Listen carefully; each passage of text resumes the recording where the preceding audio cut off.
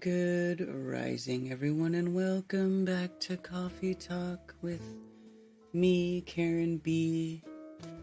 It is Moonday, July 22nd, and the moon is 98%. Wow, I didn't even really notice the full moon the last couple of nights because it's been so stormy, cloudy, overcast here. I haven't seen any lights in the sky really for a few days now, except for the sun every now and then. So that is what is going on. Hello, Rockfin, Rumble, YouTube.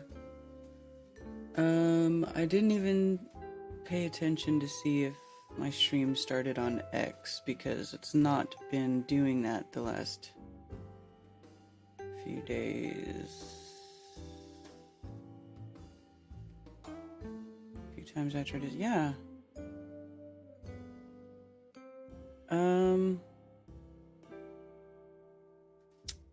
What's up with that?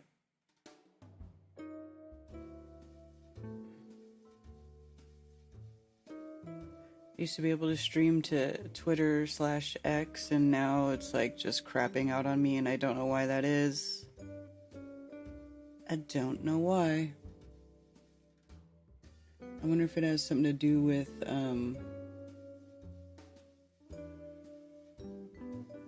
me not paying them money. Could be it. Could be it. Don't know.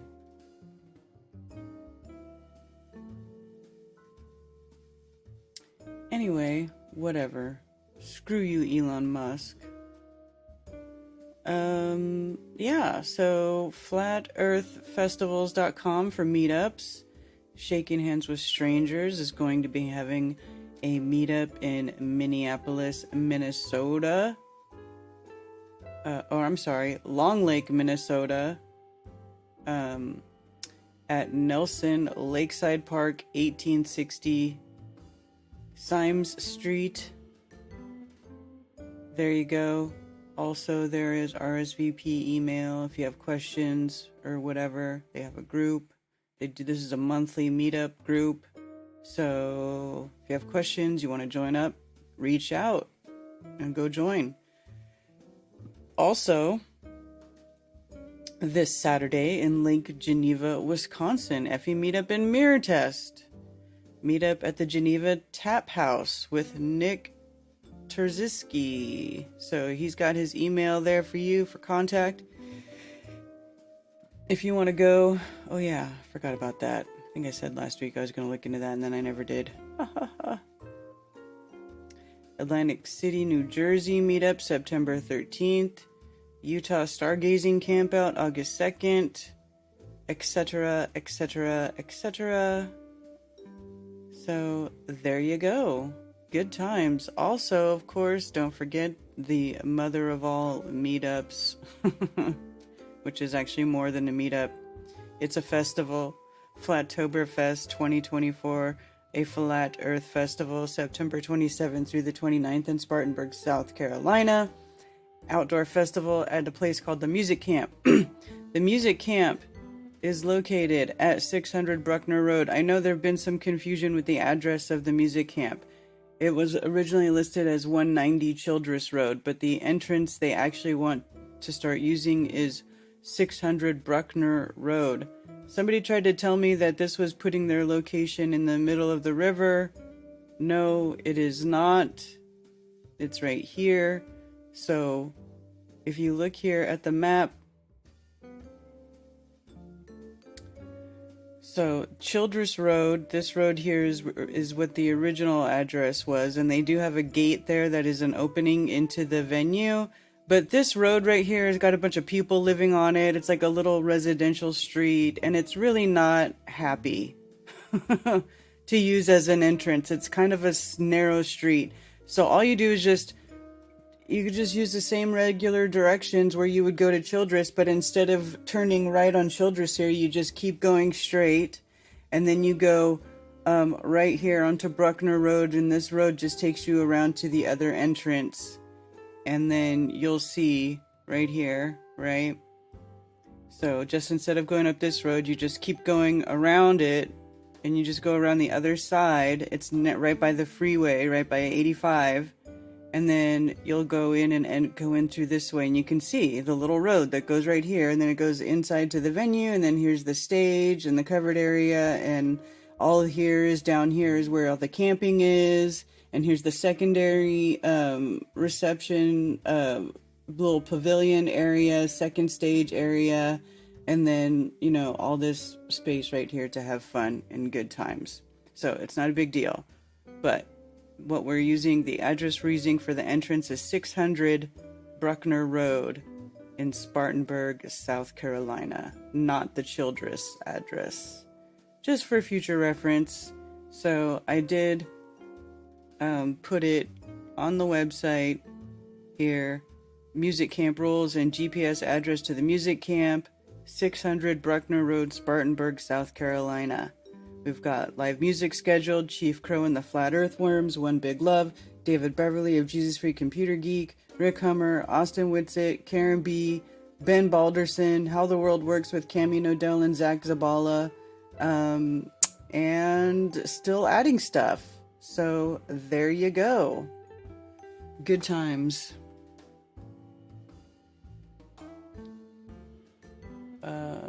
Where is my stream? There it is. Hello. So hello to everybody in chat. Zulu1, Scrotal Xerox, Carrie Brownyard, Stephanie, Ben Carablo.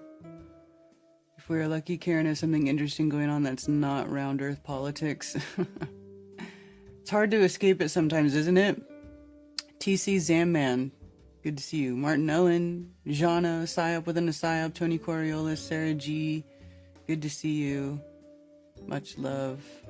Plain and Simple, NDB, Stephanie, Sander, Aisling717, Tony Coriolis, Richard B. Yes, Monday again. It is Monday again. Happily heavenly birthday, Daddy. Oh, is today your dad's birthday, Cammy? Hello, Lord Raisa. Chicago artist, good to see you. Hello, my Dutch buddies. Will be in OSS again next May. Dose of Reality with Brian Stavely. Valley Parks. Richard B. gifted 5 Karen B memberships. Hey, thanks, Richard B. Shout out to you, sir.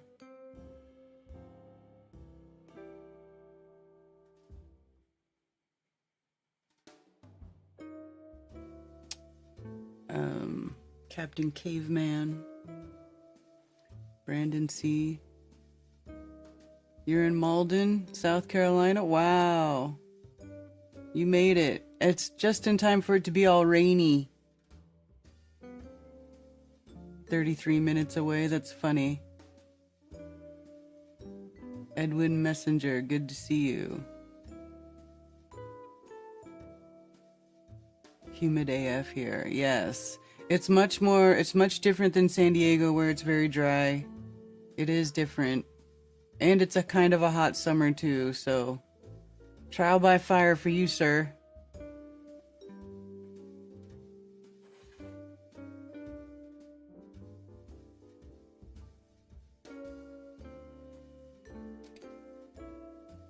Os is the name of our town. Oh, okay.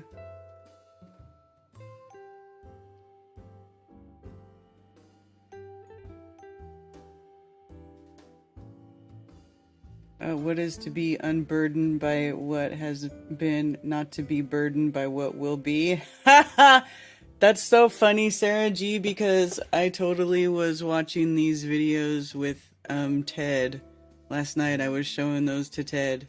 These. To be unburdened by what has been, you know?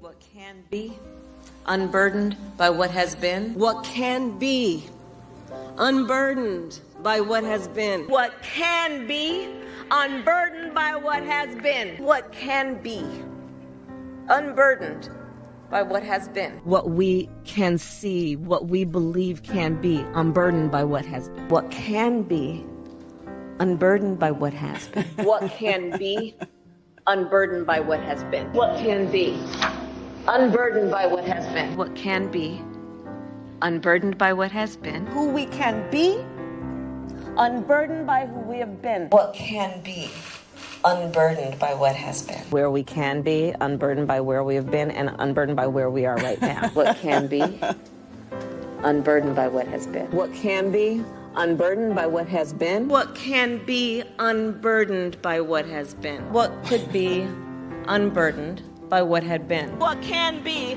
unburdened by what has been. What can be, unburdened by what has been. What can be, unburdened by what has been. What can be, unburdened by what has been. What can be unburdened by what has been. Unburdened by what has been, believing in what can be. What can be, unburdened by what has been. What can be unburdened by what has been. What can be, unburdened by what has been. What can be unburdened by what has been. What can be, unburdened by what has been. What can be Unburdened by what has been. what can be unburdened by what has been. What could be, unburdened by what had been. What can be unburdened by what has been. What can be, unburdened by what has been. What can be unburdened by what has been. What can be, unburdened by what has been. What can be what should be unburdened by what has been. What can be, unburdened by what has been. What can be unburdened by what has been. See what can be, unburdened by what has been. What can be, unburdened by what has been. What can be, unburdened by what has been. Unburdened by what has been and knowing what can be. Have a sense of vision about what can be, unburdened by what has been. To see what can be unburdened by what has been. What can be, unburdened by what has been. What can be, It just keeps unburdened going. by what has been. What could be, unburdened by what had been. What can be unburdened by what has been. What can be, unburdened by what has been. Where we can be, unburdened by where we have been. What was possible unburdened by what has been. What can be, unburdened by what has been. What can be, unburdened by what has been. What can be, unburdened by what has been. What can be, unburdened by what has been. What can be, unburdened by what has been. What can be unburdened by what has been. What can be, unburdened by what has been. What can be unburdened by what has been. What can be, unburdened by what has been. That can be, Oh, it's funny. It just keeps going. unburdened by what has been. There are those who are unable to see what can be, but there are many more who are able to see what can be unburdened by what has been.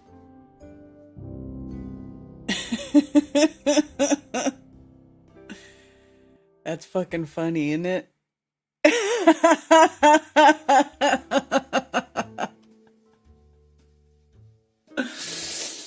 Oh. There's this one too. Here. And then let's just see where they overlap. You will not be. Remember Venn diagrams, those three circles?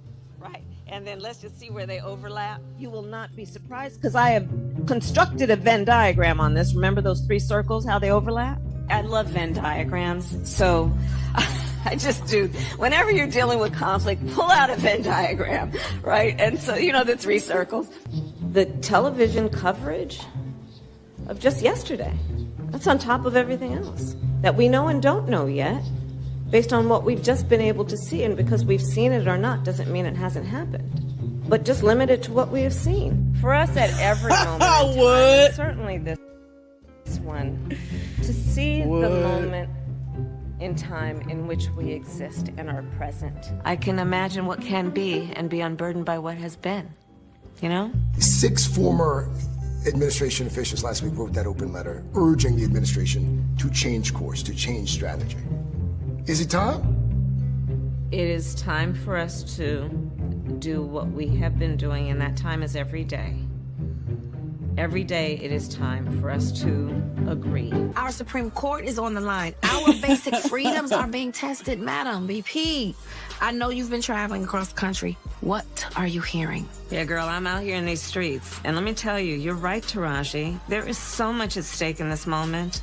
The majority of us believe in freedom and equality. But these extremists, as they say, they not like us.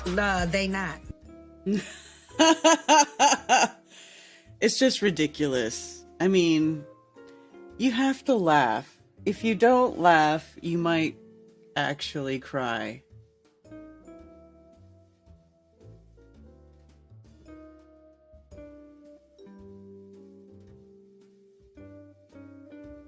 I'm voting for her.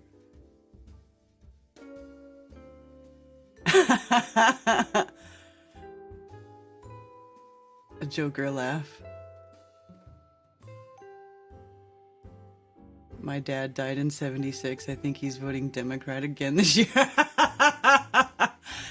How do you make me laugh after saying your dad died? That was pretty good there, Ben. Now I am unburdened by what has been. She from them streets. They not like us.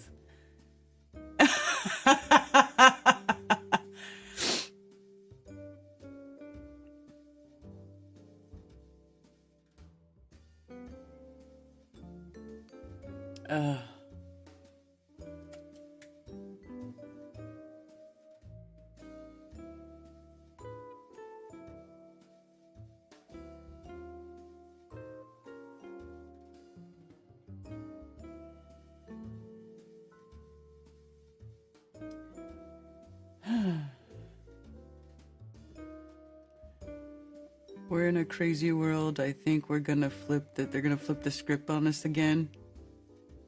Dude, it's getting like exponentially more like just wild, isn't it? Howdy, 13th Apostle.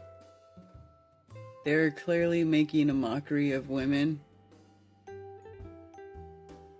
Yes. And then people talking about, Kamala lied about Biden's dementia all these years, and it's like, Remember Venn diagrams, those 3 circles? did she? Or is she just an idiot? I mean, I don't know.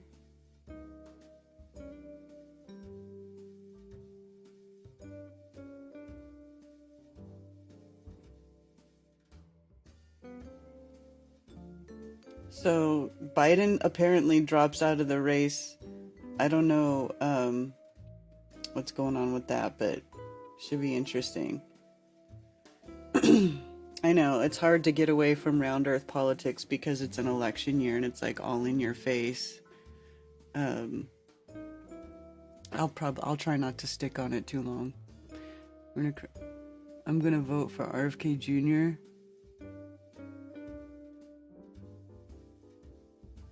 Did you see that astrologist that predicted Joe's dropout to the day? I did not. I remember when she was the DA in San Fran under Newsom as mayor, it was the beginning of the end. Kamala. Everybody's talking about on Twitter how she got her start blowing Willie Brown, Mayor Willie Brown. So should we take bets on who they're going to put in? Big Mike? Yeah, no kidding. What's it going to take for these idiots to wake up and stop believing the system is real? A lot, because dump Trump will fix the economy for a few years while ushering in the New World Order agenda. Yeah.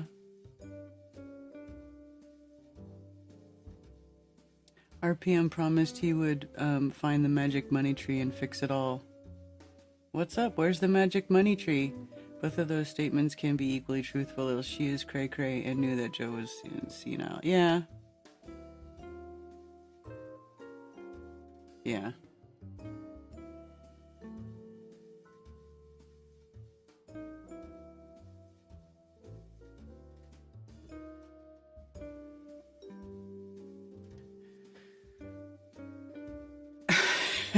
We'll have no problem bowing Big Mike. Oh, vomit. That makes me want to vomit. Blech. Oh my god.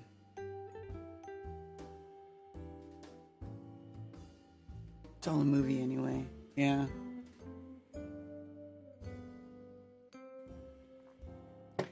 It's all a movie, but you know what? There's real stuff going on around here. The country really is going down the toilet. Like it's kind of depressing, you know? I've noticed a lot of violence, an uptick in violence around Charlotte, like cuz I watch, I subscribe to the Charlotte News channel, and this stuff isn't on national news. This is just local news, right? People being coming up missing, people being shot, like 4 shootings in one night, all in different areas of Charlotte, and then a couple nights later 3 more shootings. Like, it's getting a little gnarly. It's kind of scary, and it makes you wonder if it's because of like all these people that have been coming over the border. I mean, I can't imagine well-adjusted, happy people are just pouring over the border, right? Like, those people are still living in their country because they're just living their lives. It just seems it's a little sketchy. I don't want to go black-pilled. I don't want to be black-pilled, but I'm just saying. Practice that Second Amendment. Biden drops out on a full moon and endorsed her while Trump accepted the nominee. Yeah.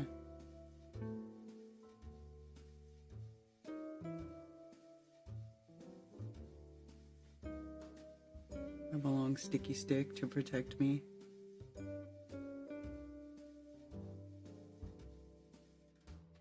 I don't know. Tinfoil sombrero, is that you, Rico?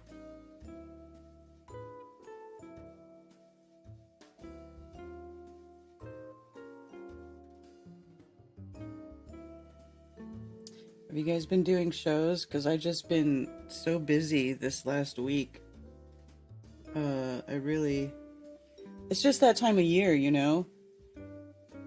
It's summertime and things are growing and there's always a lot of upkeep to do in the yard. Especially when you live in the woods, you know? Things start taking over real quick, especially here where it rains. No, it's me, it's you, Lowry.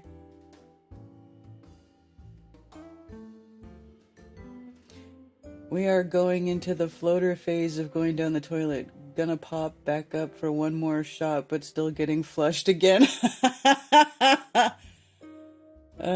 To clarify, Joe is not running for re-election, right? And he is going to finish his current term, not allowing Kamala to be a sitting president. Who is the donkey candidate? Yeah, I don't know. Did a show last night, Nico? That's cool.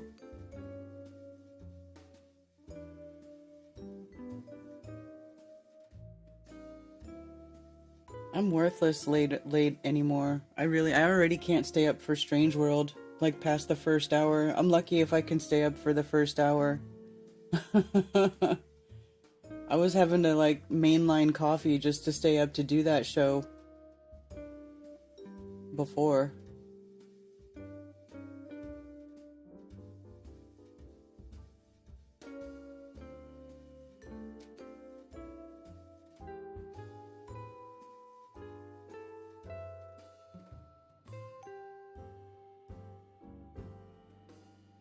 So how's it going over there for Mark on Strange World? I think he's doing okay. I think he was having a little bit of sound issues last week, a little bit, but he figured it out. You had Jaren on with you? Which Jaren?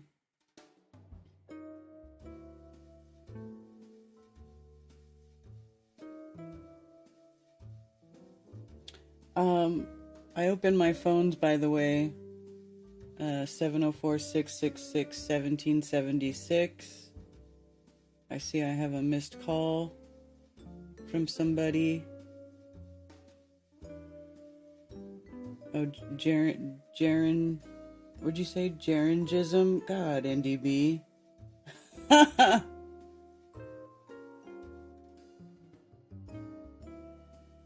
That's cool.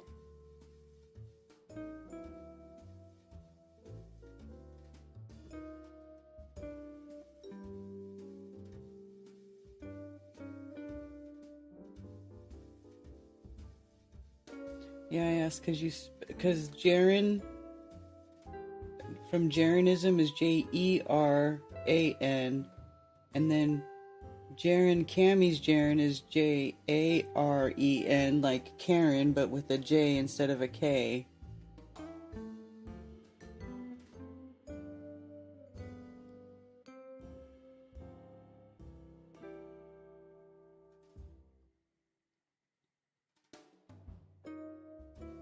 Yeah, NDB, I don't know if he wants to call now. He was calling about something else. I don't even know what you were calling about. Like, you sent me that thing and I couldn't even see what that flag said on that car.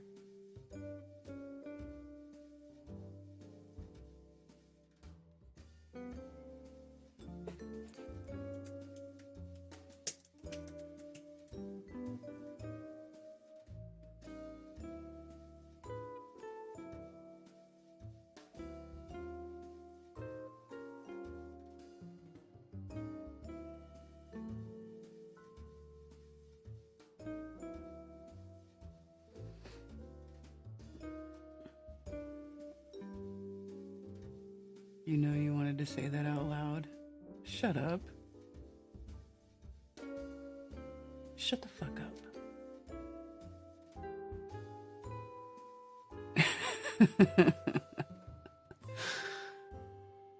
Oh.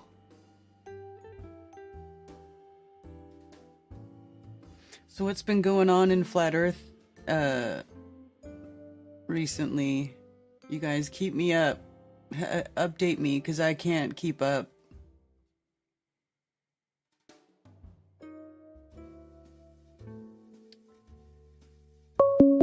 Are they still doing are they still gonna do the final experiment? Thank you for calling Coffee Talk. You're on with Karen B. Hey, this is Dennis. What's happening? Hey, Dennis. How's it going? Pretty good. Hey, I had a couple things to say, like announcements, but I had one question about Flatoberfest first, if it's okay. Mm-hmm. Yeah, Monday, I think you made like at least 3, YouTube advertisements, and on one of them, I forget which one. At any rate, I think it was the most recent one, but at any rate, it mentioned that it's all day. Friday, Saturday, and Sunday. So my question had to do specifically with Friday, September 27th, I believe it is. Is Flatoberfest on that Friday, that first Friday, is it scheduled to open, do you think, around 12 noon or later that evening? Friday? Yes. Oh, no, Friday will be open earlier. Oh, really? Because it's a Friday, It's a Friday and a Saturday thing more than Saturday and Sunday. So if you watch the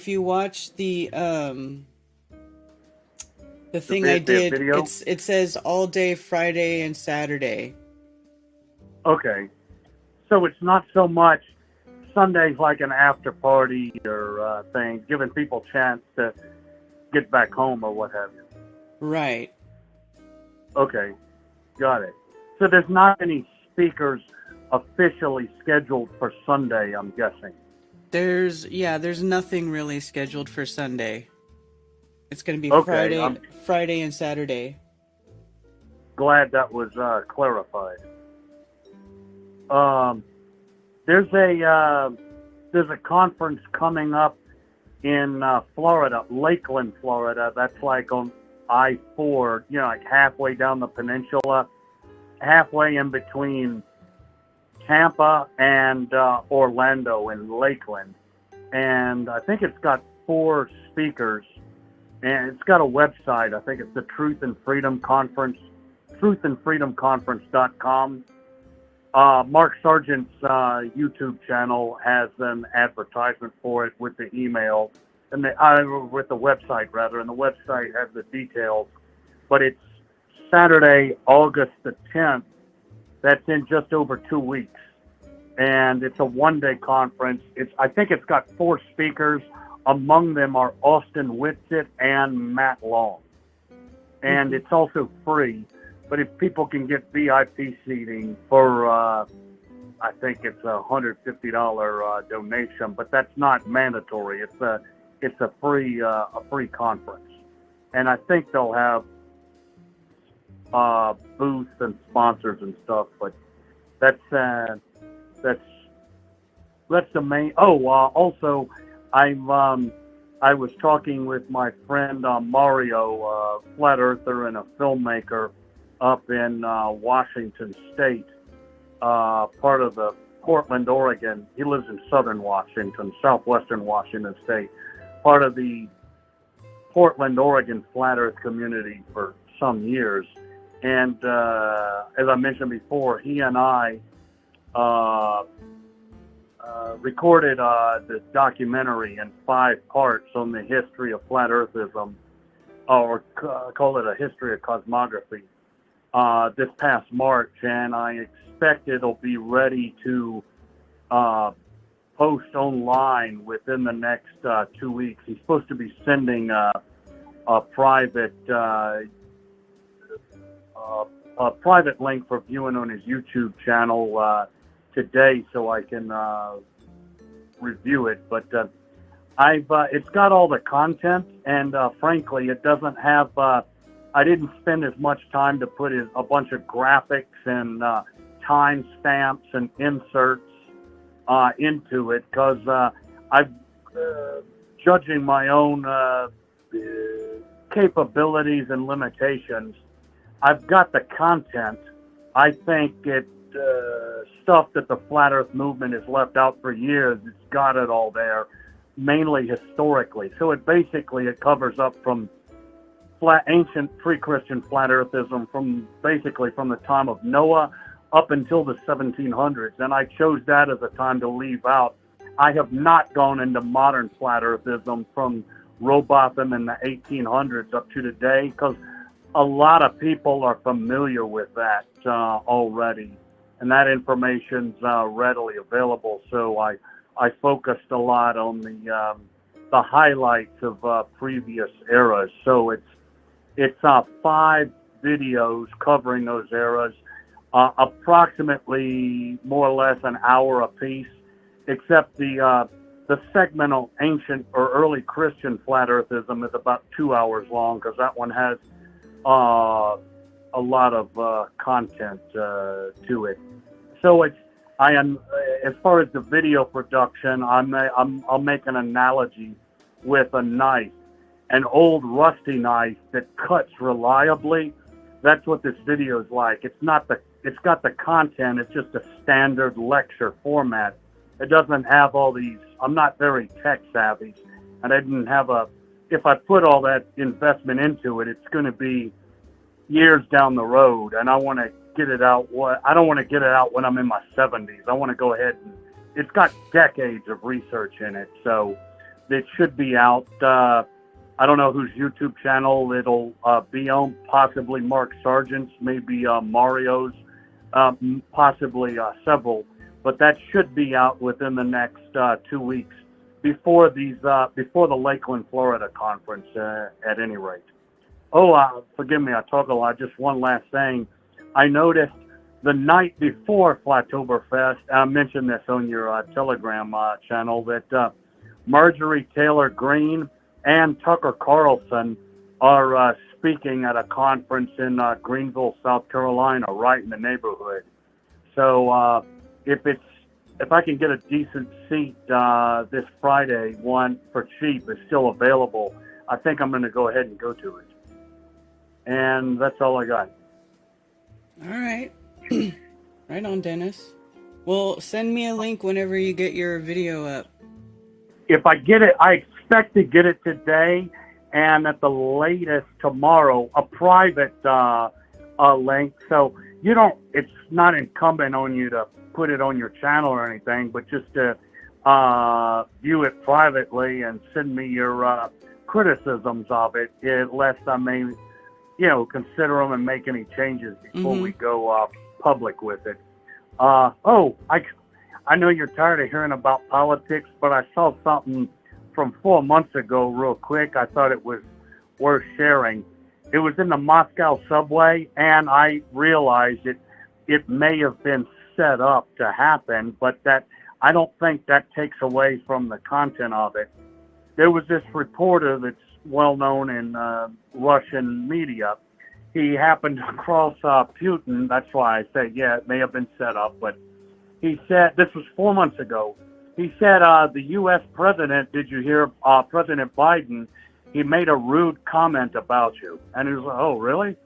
And yes, I don't want to repeat it, but he is the president of the United States. So what he said, he called you a crazy son of a bitch. And Putin had a slight smile on his face. And I said, the reporter continued, I know you've never, this is on YouTube, by the way. It's like Putin responds to rude comments. He says, I know you've never talked that way about anybody else, but will you respond to this the same way? What's your response? And Putin said, listen, we've talked previously, not long ago, and you asked me, which president do I prefer in the United States? Now, you're a Russian reporter, and I'm speaking for Russians, what's good for Russia. I told you at the time, I prefer Biden. And this statement that you say he made, that confirms I was right. Mind you, I'm not talking about Americans. I'm talking what's good for Russia. I prefer Biden 100%. And that was the end of the interview. I'll just add, if your enemy wants you to be the leader, that's not a compliment. So, right. That's all I got. All right. Thanks, Dennis. All right. If your enemy wants you to be the leader, that's not a compliment. Trump brags about it. He brags about, I don't know if you would consider these other countries our enemies. But he talks about, oh, Kim Jong-un, he likes me. He misses me. Putin misses me. Whatever, bud.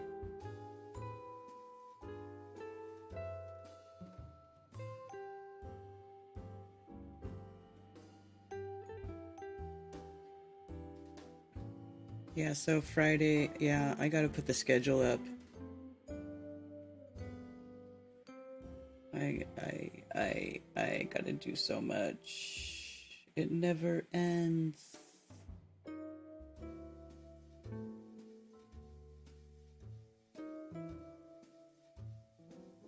So yeah, Flatoberfest is gonna be Friday and Saturday instead of Saturday and Sunday. So we'll be starting Friday and we'll continue to Saturday. We'll do karaoke Friday night, single mingle Saturday night. If there's enough singles there to do it, we'll do it. It'll be fun. Democrat Party founded 1828. Rat. Biden 1942. Horse enemy signs. Titanic disaster 1912. Rat. Democrats on a sinking ship. Keep your friends close and your enemies closer. Yeah. That's it. That's the wording of it. Keep your friends close and your enemies closer. Yeah.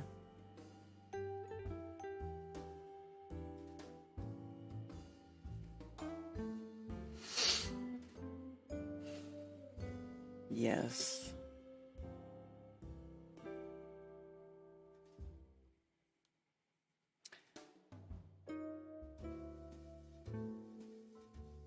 So it looks like Robert F. Kennedy wants to be he says the race is going to be between him and Trump. This guy's a fraud. I can't even stand listening to him talk.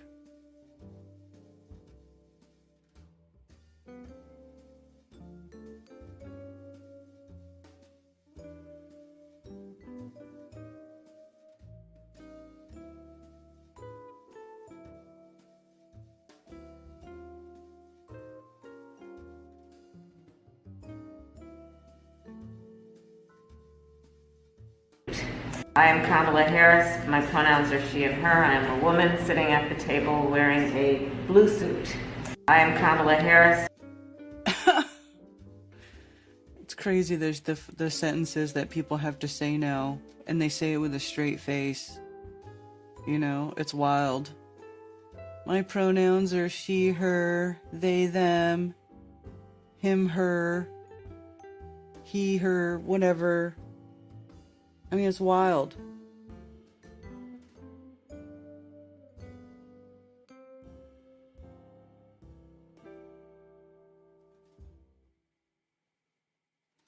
Is that from Sun Tzu? I don't know. I don't know if that is a thing from Sun Tzu. The Art of War book. I've not read that book.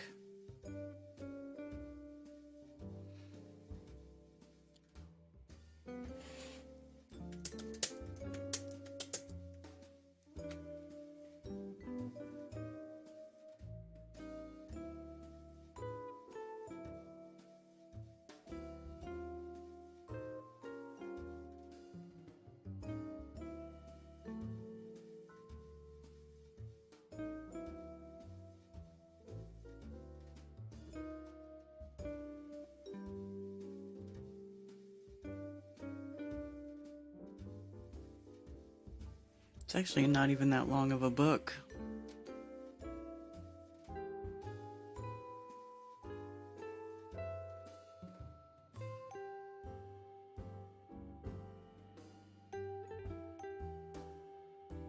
No, I'm not going to read that here, though. Too much.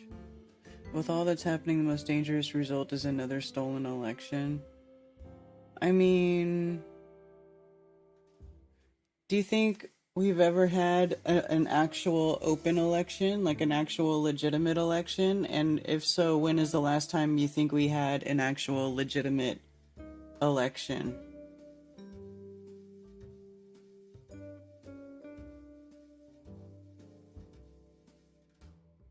A parasite removed from RFK's brain. Yeah, he had a mind worm. Let's see.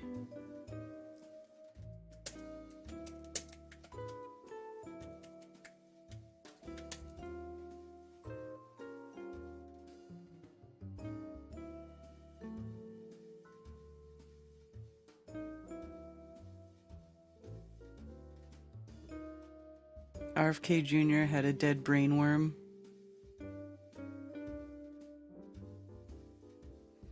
RFK Jr. says a parasitic worm left him with brain damage. Independent presidential candidate Robert F. Kennedy told the New York Times that a parasitic worm infected his brain and may have caused some of his past health problems. The pork tapeworm can cause a condition called neurocysticercosis, which leads to symptoms such as seizures and headaches and can occasionally be fatal. While neurocysticercosis is common in many parts of the world, only 1,300 to 5,000 new cases are reported in the United States each year. Some cases, though, may not cause any symptoms. Some of independent presidential candidate Robert F. Kennedy's past health issues may be due to a parasitic worm that entered his brain and died. His symptoms, which occurred in 2010, included severe memory loss and mental fog. These were severe enough to affect his earning power, according to the Times. New York doctor who reviewed a scan of Kennedy's brain told him his health issues could be caused by a worm that got into my brain and ate a portion of it and then died. So a worm ate part of his brain and then died. Parasite did not require treatment, he told the paper, and his memory loss and brain fog cleared up. Around the same time, Times reported Kennedy suffered from mercury poisoning, which can lead to movement issues, memory loss, vision, hearing, and speech problems. Kennedy didn't indicate which parasite had infected his brain. However, the pork tapeworm can cause a condition called neurocysticercosis, which can lead to symptoms such as seizures and headaches. In some cases, people may experience cognitive problems, although this is less common. Parasitic infection caused by the larvae or juvenile form of the pork tapeworm, also known as Taenius solium. This infection can occur in the muscle, brain, or other parts of the body. When it affects the brain and spinal cord, it is known as neurocysticercosis.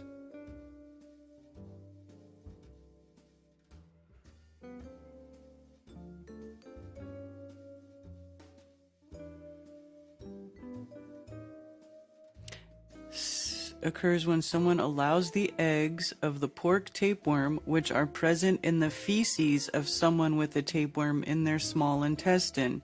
The eggs are spread through food, water, surfaces contaminated with feces. Oh, God! So what was he doing? Was he going around licking some animal's butthole? For example, this can happen if a person infected with a tapeworm doesn't wash their hands properly while preparing food for others. People living in the same household with someone with an intestinal tapeworm are at higher risk of infection. Once in the intestine, the eggs develop into spheres that pass through the wall of the intestine and into the bloodstream. These travel to the muscles, brain, or other tissues and form larval cysts. Pigs can also get cysticercosis by eating the feces of a person with an intestinal tapeworm with... Oh, God, this is so gross, dude. So gross. Jeez, man.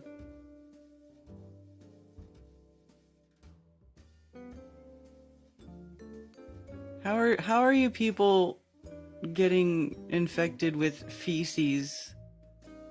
Eggs that are in feces. What are you people... You need disgusting people running around doing, man? Filthy MFers.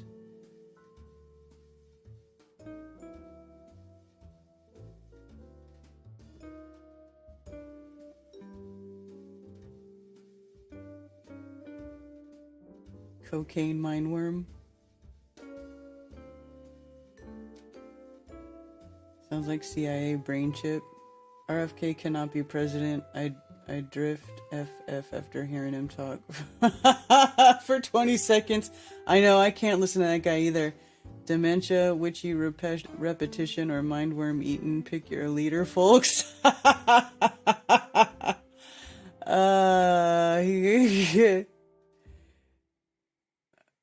He can get the Hawking Robo speech device.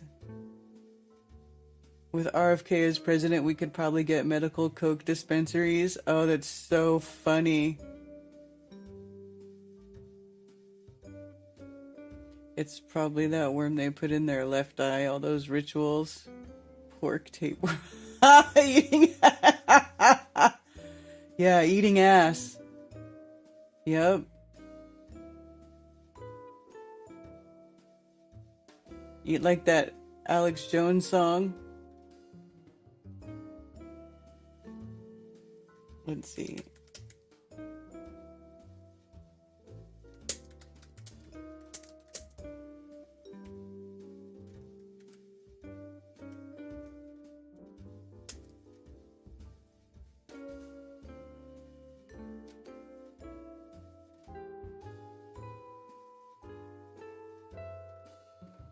Why is this one longer?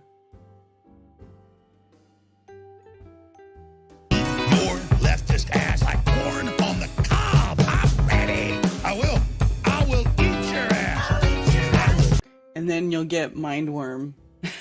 And then you'll get pork tapeworm, and it'll eat your brain and then die. Sign Lowry up for the worm.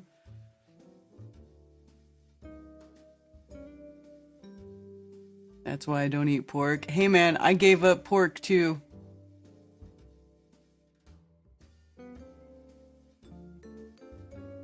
Picture of him eating a dog out there.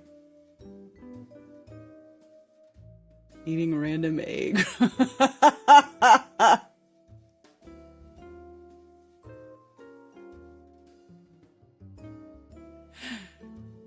RFK had a thick black book. That is his wife found, and then she killed herself. He later moved her grave somewhere. I don't know, man. They're just so weird. The Kennedys are freaking weird, man. Weird. He had the vril worm.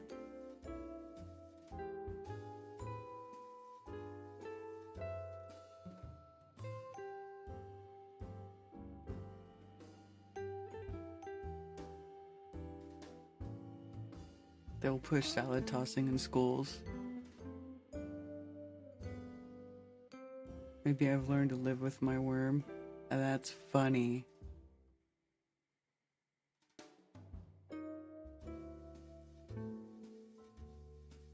Totally get rid of everything. Stop the worm hate.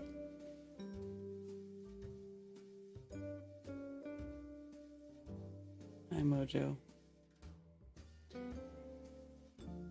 Worm lives matter. You guys are funny. Pigs will eat anything. You know what? I don't even miss bacon. And you know, if I smell it cooking, it doesn't even smell good to me anymore. It just smells yucky. It's kind of weird how if you don't eat it for a while, it just becomes completely unappetizing.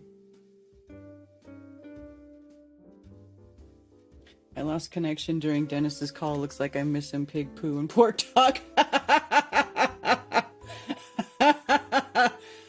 Richard B., we were just discussing RFK's mind worm and how you get the worm that eats your brain and its eggs are in feces. I mean, so RFK has a mind worm that you get from eggs that is in feces. So we were wondering if he goes around eating tapeworm, licking tapeworm infected buttholes. That's all. Just wondering.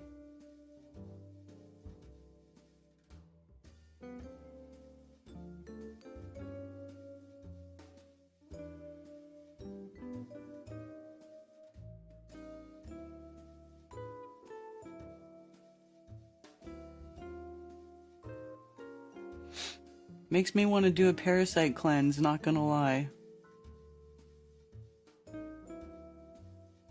Also, I don't know if I believe that that picture of RFK eating dog. I don't know that that's necessarily real.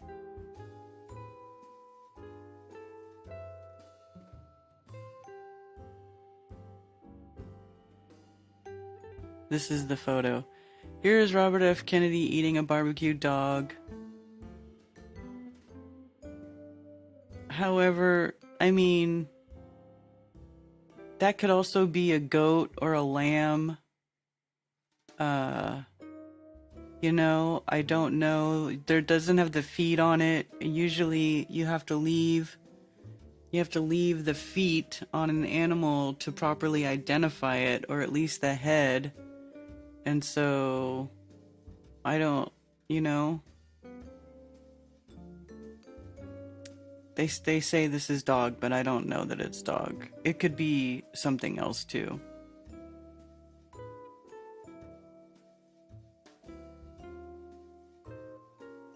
See, like right here, this guy says is a goat. It could be goat or lamb or some other type of animal. I don't think that's a dog. But you know.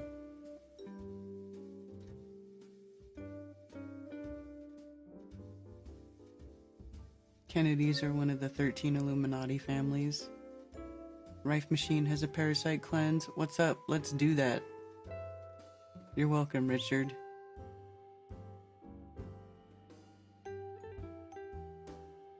Why humans have no more genes than worms. He's a lifer, right? And he's like just another Israel supporter. Like nobody's gonna be allowed to be a candidate who's not, you know, sucking the D of Israel big time.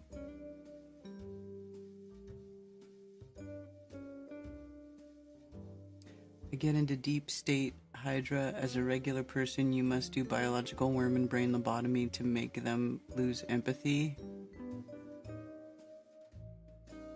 Ew.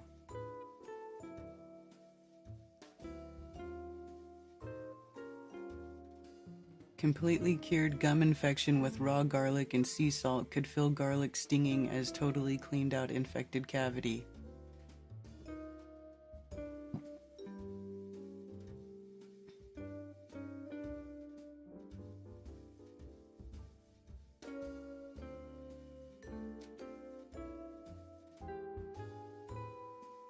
Nicotine is great for a certain spike protein.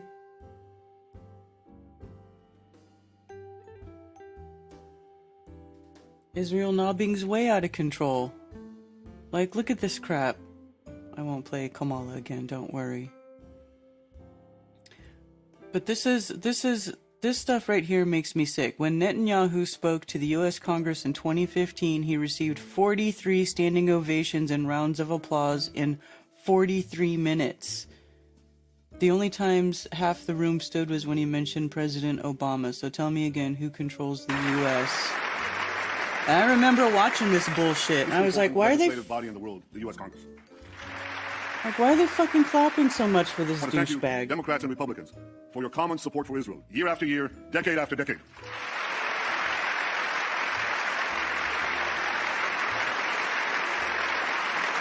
Like, listen to what he says. It's not even so great. I know that no matter on which side of the aisle you sit, you stand with Israel. Right? No matter which side of the aisle you sit, you stand with Israel. You're all my bitch. You're all Israel's little bitch. Look at everybody just cheering. This is weird. The remarkable alliance between Israel and the United States has always been above politics. It must always remain above politics. Has always been above politics and must what do you mean above politics? What does that fucking mean, above politics? From Harry Truman to Barack Obama. We appreciate all that President Obama has done for Israel. Now, some of that is widely known.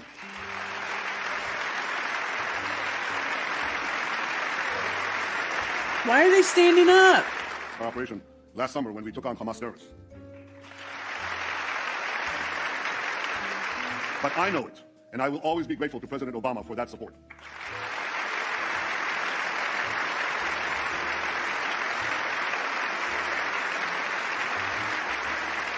Including Iron Dome. Last summer, millions of Israelis were protected from thousands of Hamas rockets because this Capitol Dome helped build our Iron Dome.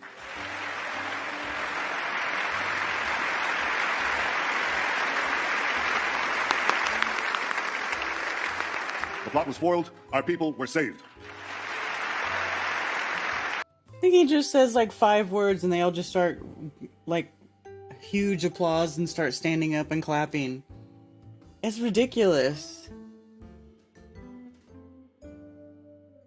Applauding their own slavery. Yeah, very cringe. Exactly.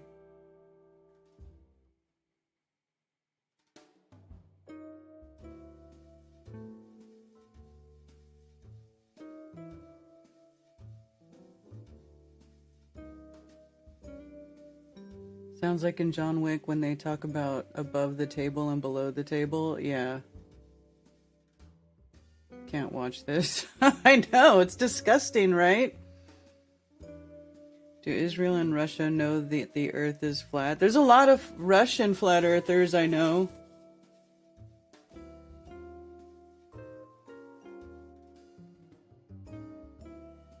Don't know which worse, this video or Kamala's. I know, right?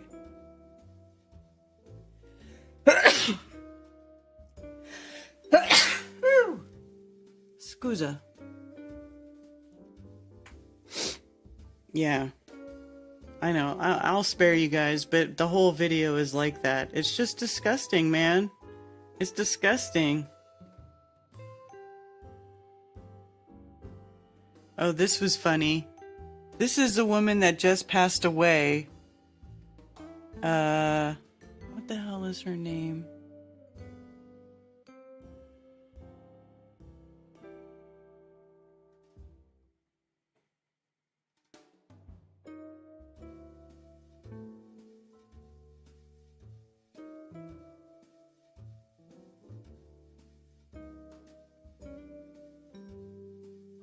Sheila Jackson Lee. Okay, so who's Sheila Jackson Lee?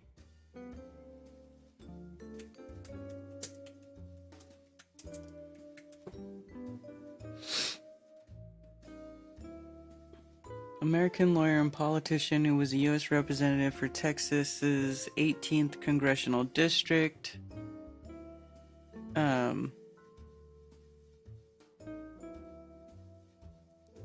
She passed away from cancer. But dude, I saw this video going of her talking, and I was like, "What is this bitch? What was she saying?" And that's why the question, so that you have the energy of the moon at night, and sometimes you've heard the word full moon. And sometimes you need to take the opportunity just to come out and see a full moon is that complete rounded circle, which is made up mostly of gases. And that's why the question is why or how could we as humans live on the moon? Are the gases such that we could do that? The sun is a mighty powerful heat that is almost impossible to go near the sun. The moon is more manageable, and you will see in a moment, not a moment, you'll see in a couple of years that NASA is going back to the moon so that you have the energy of the moon at night. I don't know what the hell that the context of that is, but I just saw that video. It just made me laugh.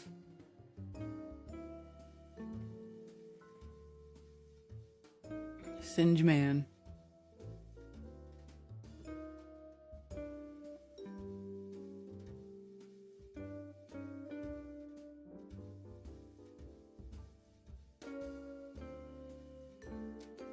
I know time travel isn't real or possible, but I wouldn't mind skipping a few months ahead because there's mind-numbing nonsense coming. Yes. Oh, and thank you for saying bless you, you guys. Yes. Dude, election, she's a talking retard. Right? Like, what are these people saying? These are the people who are, like, in charge of things in this country. Do other countries have people this stupid in charge of stuff? Or is it just us? Are we the stupid ones now? Like, what is going on? Context retarded. Hi, Ted. Ted's at work.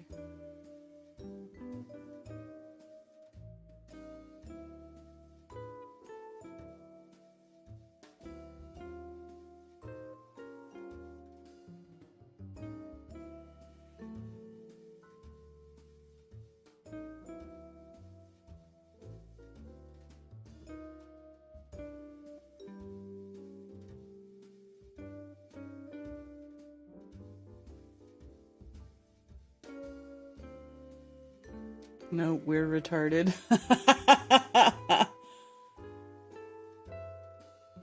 We're retarded, huh? Okay.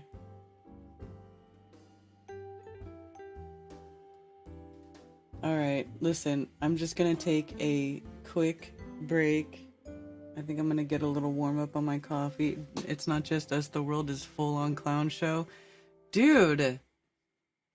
It really is a clown show, isn't it? Like, it's so bad. It's so bad.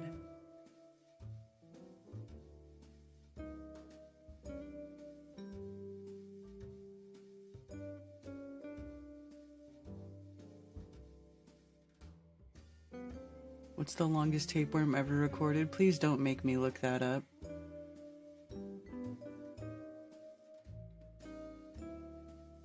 Anyway, I need to go take a quick break and then also warm up my coffee, I think, a little bit. All right.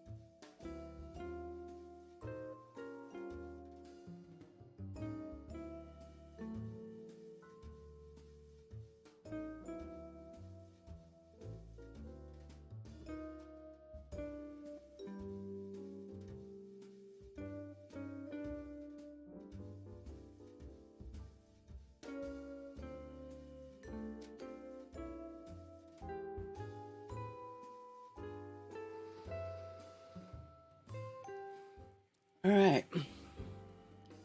How about that?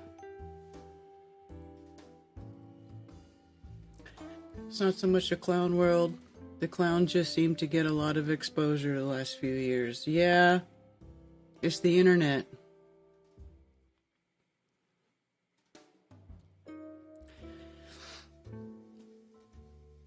Hail, Ben.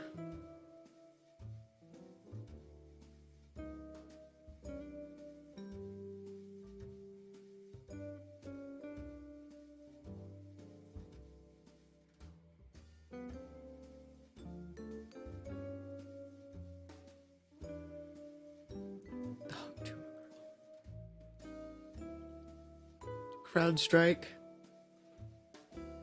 Yeah, did you guys see that? Was anybody here affected by everything going down?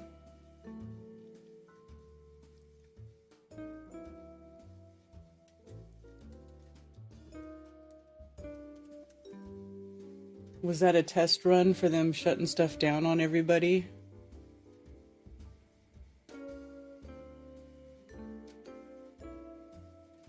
Stop breaches, drive business. Meanwhile, crowd strikes makes everything go down. Hilarious. Delta cancels hundreds more flights as recovery from global crowd strikes / Microsoft outage lags. The Atlanta-based carrier has canceled more flights than any other major carrier as a result of the unprecedented glitch.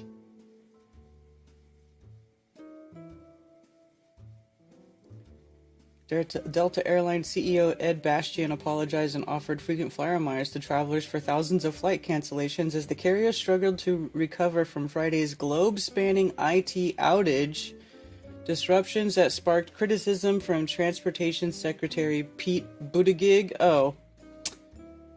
Pete Buttigieg, he's a fucking moron anyway.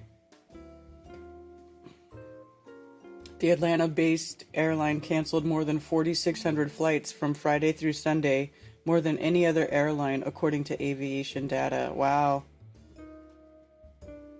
On Monday morning, Delta had already canceled another 700 flights, or 18% of its mainline operation, making up the vast majority of cancellations in the U.S. Wow, that's a lot. Disruptions have persisted at Delta, while most other carriers have recovered. American Airlines said it was almost back to normal by Saturday. United had elevated flight disruptions on Sunday, with 9% of its schedule canceled, or 260 flights, but still below Delta's.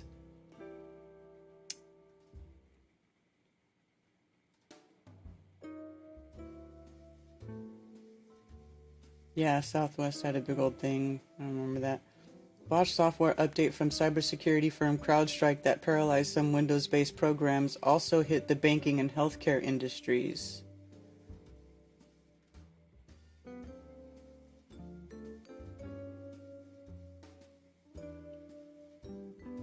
Microsoft CrowdStrike issue causes largest IT outage in history. So yeah, this is what happened.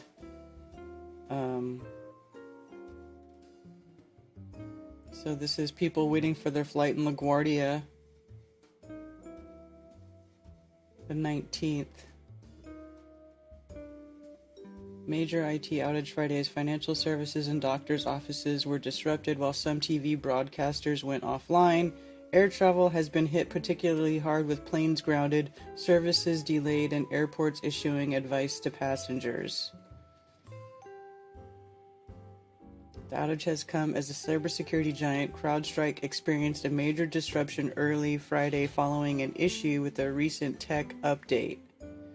CEO George Kurtz has since said the company is actively working with customers impacted by a defect found in a single content update for Windows hosts, stressing that Mac and Linux hosts are not affected. I was going to say, I didn't really notice anything, but I don't use CrowdStrike either.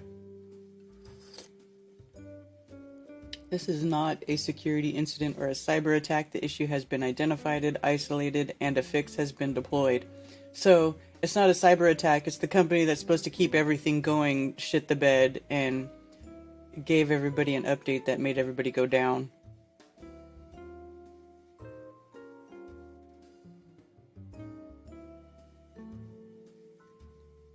Largest IT outage in history. Hilarious.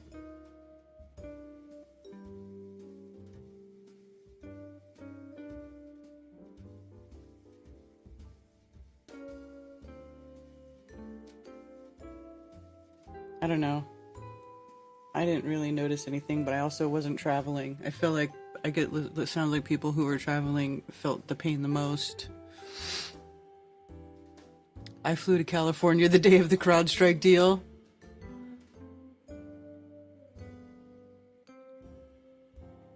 Internet was down in our entire region, cash only. Yes, Nicole and I didn't get to her family reunion in Detroit. Flight canceled. Oh.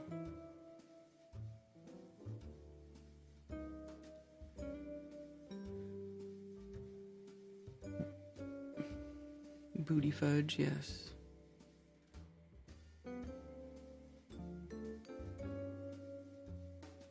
How have most people not realized technology means dumber people?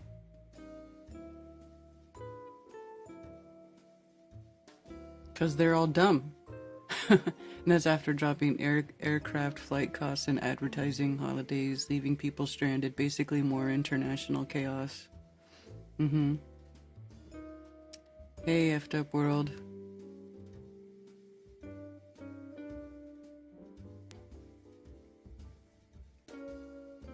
How can one company cripple that much digital infrastructure with one line of code? Exactly!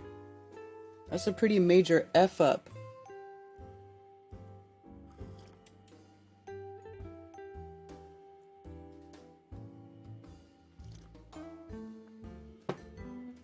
Why fly Spirit when you can drive?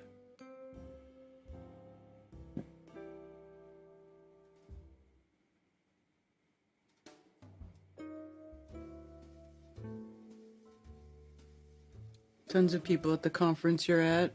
Oh, what kind of conference? I am Ion's cat. So I'm saying, I think it sounds like more people, it was people who were traveling who really got screwed over. Maybe some hospital stuff.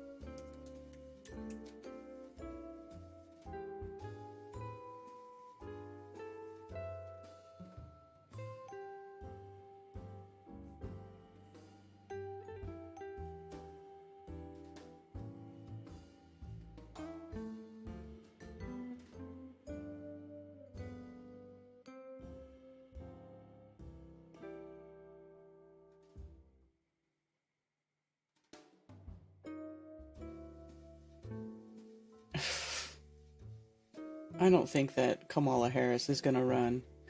Live updates. Biden drops out and endorses Kamala Harris, upending 2024 presidential race against Trump. Yeah, but you know, I think he just has to say that.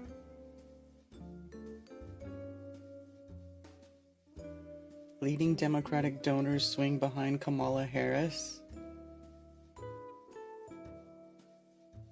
Whitmer joins chorus of Democrats backing Harris to replace Biden after he ended campaign.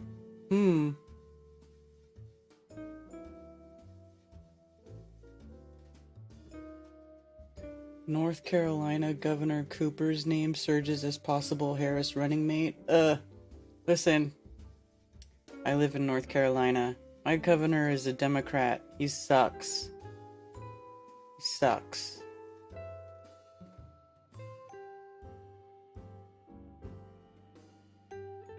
Pennsylvania voters react to Biden's endorsement of Harris.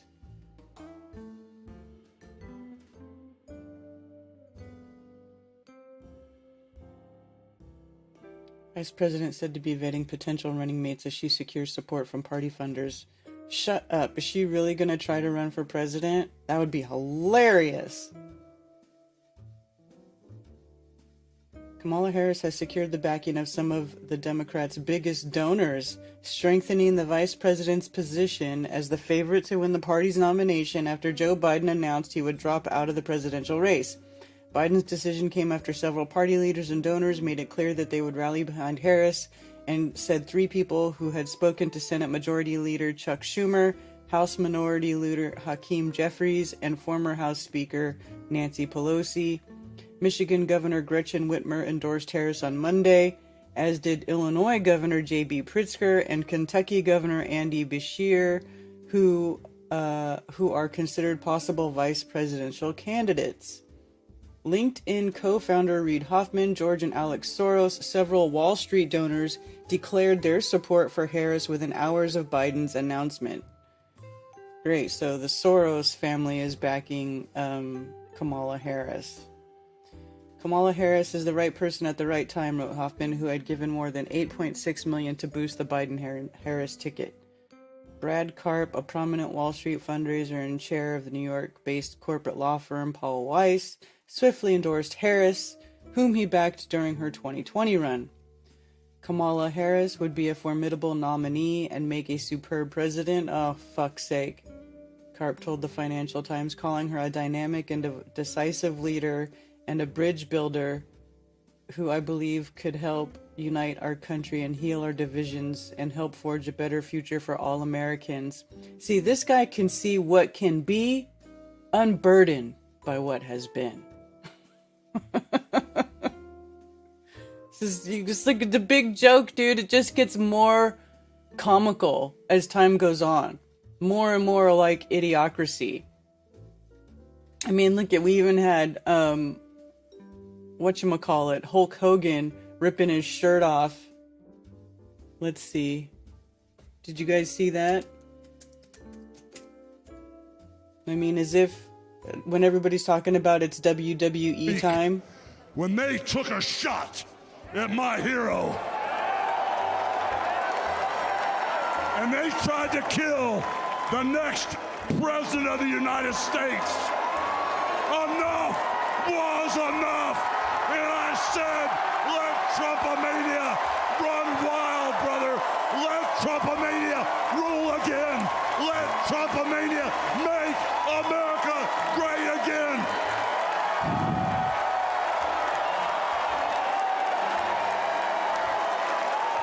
I mean...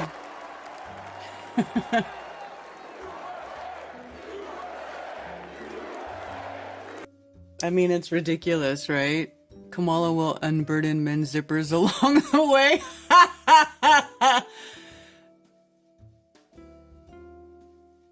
Lauding Biden now 24/7 as a solid patriot, putting our country first. Oh, geez.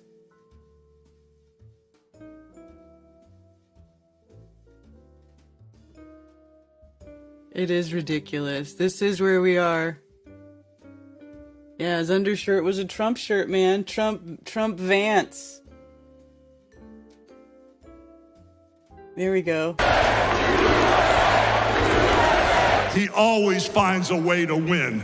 And when he's back in our White House, America is going to start winning again. He's got a higher IQ than any man alive. He's going to fix everything. The price of food and gas and housing is out of control. And the only person who can clean this up is Donald Trump. He'll fix the problems with all the dead crops. He's going to make them grow again. He's going to win in November, and we're all going to be champions again when he wins. I give you my word. He's going to fix the economy. Let Trumpomania run wild, brother. Let Trumpomania make America great again. That's what I thought. Oh, you guys, come on. That's just too much, right?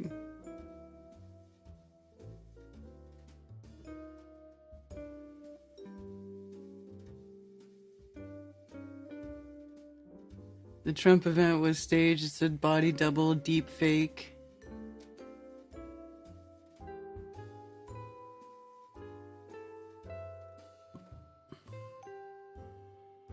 Palestine getting slaughtered as this aired, right? Yeah, exactly.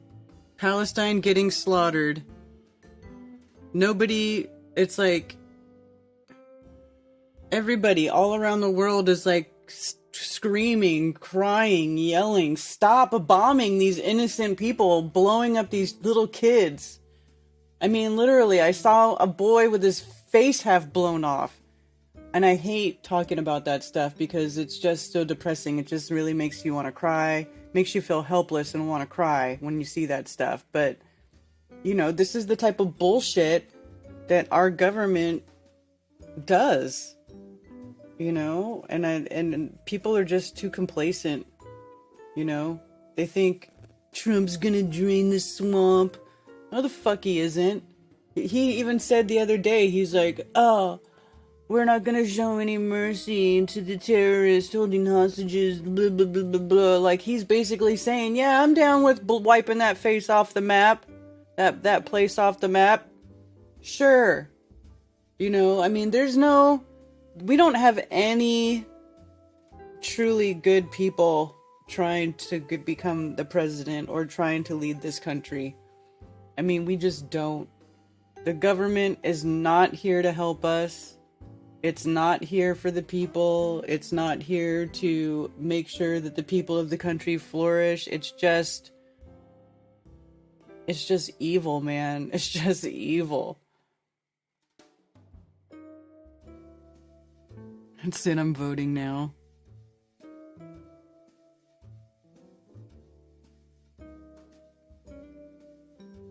Going to Calexico. Calexico? Are you guys in America?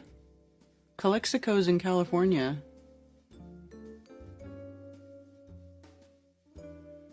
Or is that in Mexico? And there's Calexico and then there's Mexicali. One is in Mexico next to the California border, and then one is in California next to the Mexico border. Okay, now I gotta look.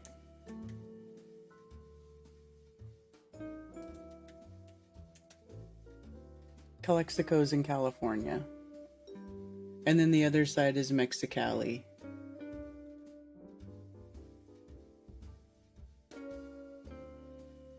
Yep, the other side's Mexicali in Mexico. So Calexico is in California, and then Mexicali is in Mexico.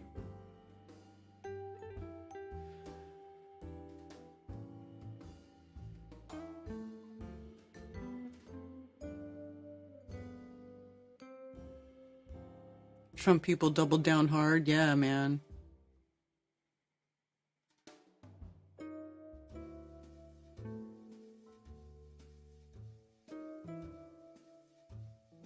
You're just gonna rap for the rest of your life? Yeah.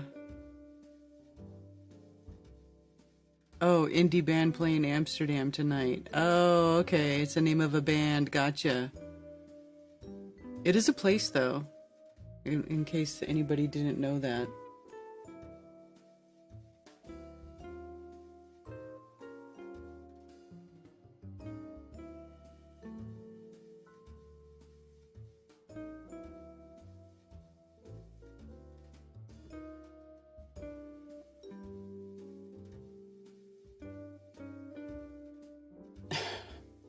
I mean, all of this is just such a joke.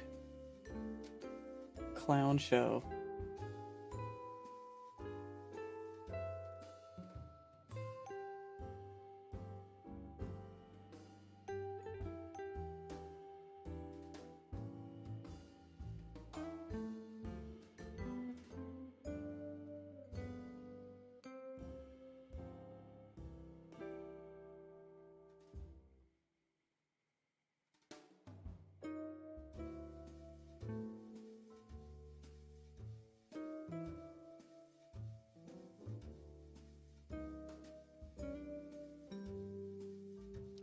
They went full on cult once they started putting bandages on their ears. Yes. Oh my gosh. Yeah.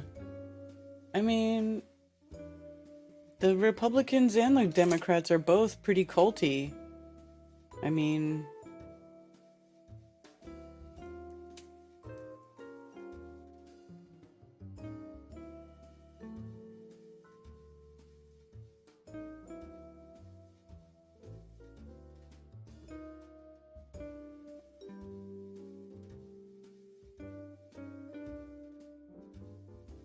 Her flag says no racism, no hate. And look at this lady's trying to take her stuff.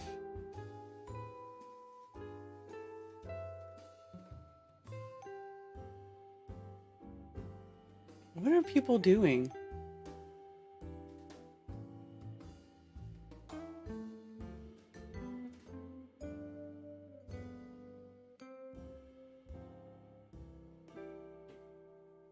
Sweet Jesus.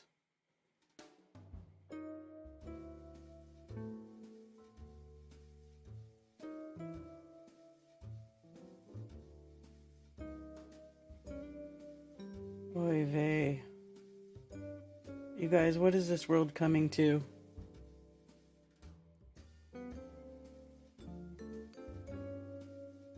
I got my bandage signed by Trump.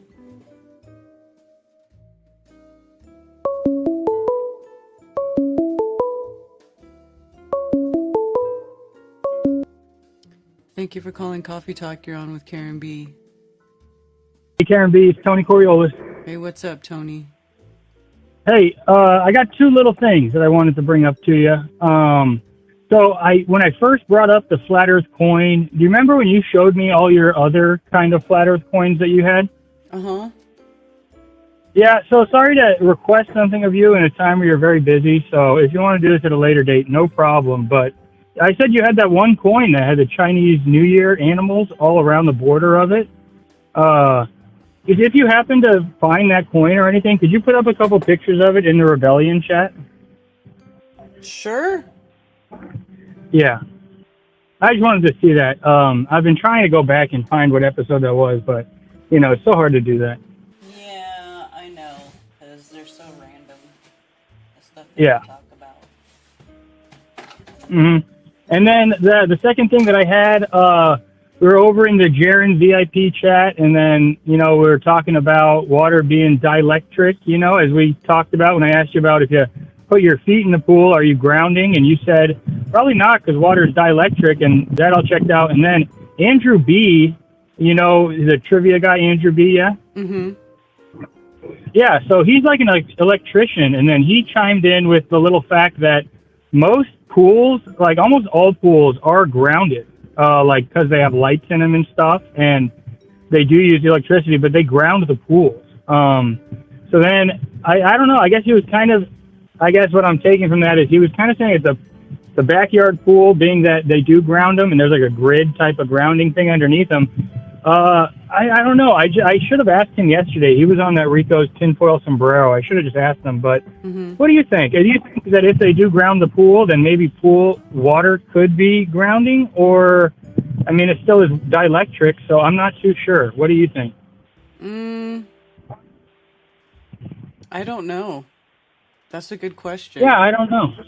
That is a good question. Totally. Well, okay, yeah, I'll do some investigating. I know where he's at, so I'll ask him a little bit, and I'll come on back here with my revelation. Yeah. I do know that like static electricity and stuff, all that stuff is counteracted by spraying water. Like if you have clothes in the dryer and they get all staticky, you just spray some water on them and that goes away. Like if you spray a mist of water on it. It's weird. But yeah, I didn't really know that. And even my first ever 6th grade science project was, I just found it so cool on how you can take a balloon and then you rub it on your hair to get like static on the balloon, and then you run a little stream of water and the water will bend towards the balloon if you put it close, but it eventually goes away. Do you think it kind of goes away because you're using water to, you think the water would kind of take away that static, as it's going by? yeah, probably.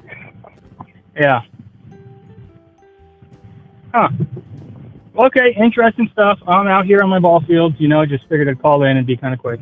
Okay. Yeah, well, thanks for calling. Ben's in chat already answering, I think, some of your questions. Oh, awesome. Cool. I'll go check that out. All right. All right. Peace out. Later. Ben says it depends on the salts in the water. That makes sense. So maybe that's why swimming in... See, because, I always feel really good swimming in ocean water. And ocean, obviously, it has tons of salts and minerals in it. Ocean water does, right? So maybe salt water could be cool. Well, that's because in the vapor state, things don't have a charge. They bond to the ionic charge things. Yeah. So it's why vapor has no pH value.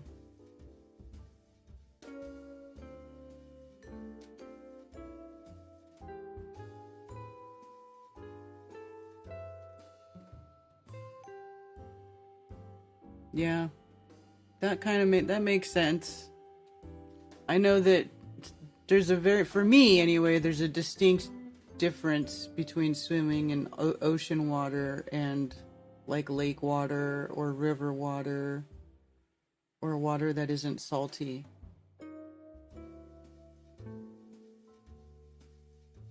Ocean water is the best unless it's Coney Island, yeah. Yeah, ocean water really is, it's awesome. It's like very therapeutic. The brainwashing continues.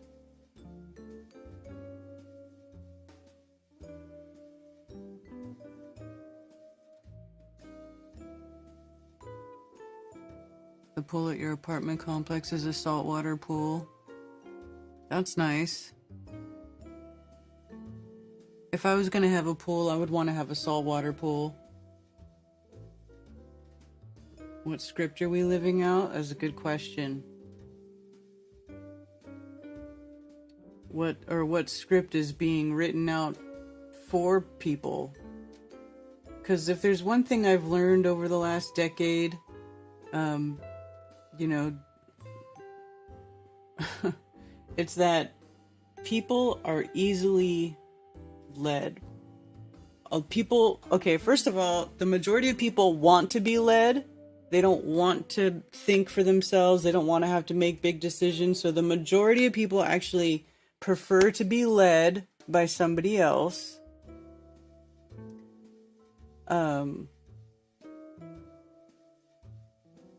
So it's easy. People are just ripe for the manipulation. And then you have people in power who have control over the stuff that gets, you know, put out over the black box and into everybody's pocket and everybody's home, telling people a bunch of BS. And most people just aren't smart enough to see past it. They aren't smart enough to ask questions. They aren't smart enough to look past the reality being presented to them to see if it's actually a good reality that benefits them or serves them, or is a reality that is in their best interests instead of like the best interest of these evil technocrat, oligarch, psychopathic, murderous MFers, you know?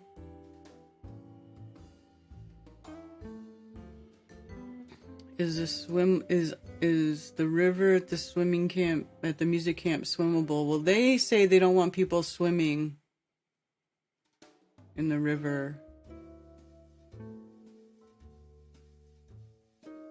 there. And there's only one place where you can really get to the river, where they have one little beach area. I mean, I don't know. Forget pedos.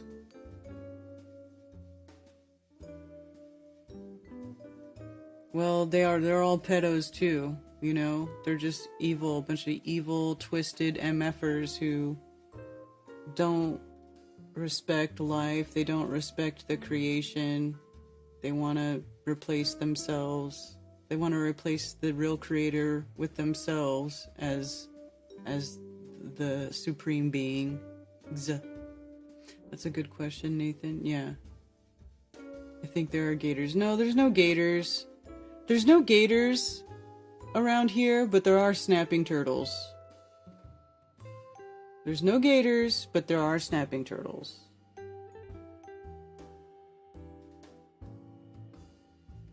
The water of Lake Huron is 8.4 pH and 180 parts per million. It's totally different vibe than ocean salt water. Yeah.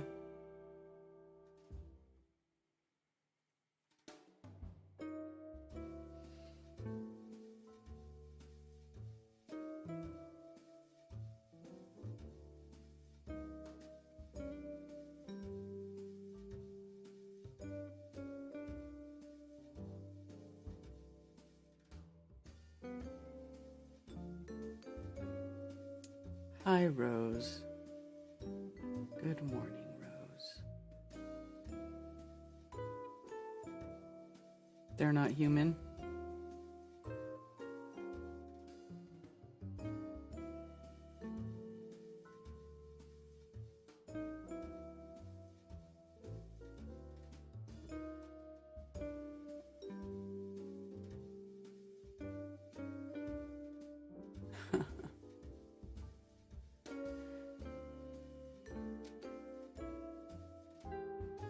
I mean, I don't know. If you want to swim in the river, you could. It didn't really look like anything I would want. I don't really like swimming in rivers, though, to be honest with you.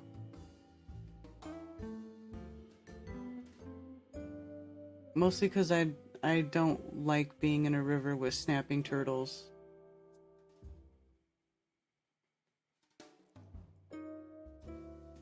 That's just my...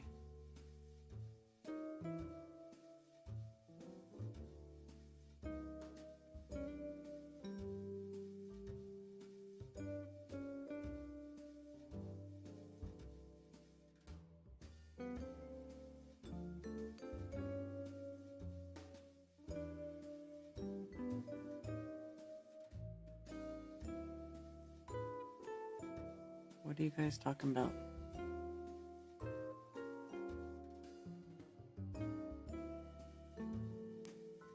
Snapping turtles don't fuck around.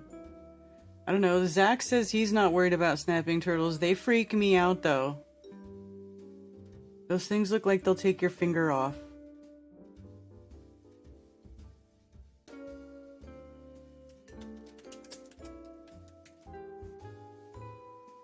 These things, they sell them too in the pet store. I mean, look at that.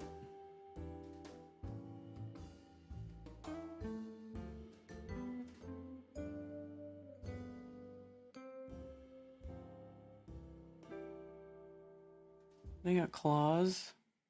These are not like normal turtles. Oy vey.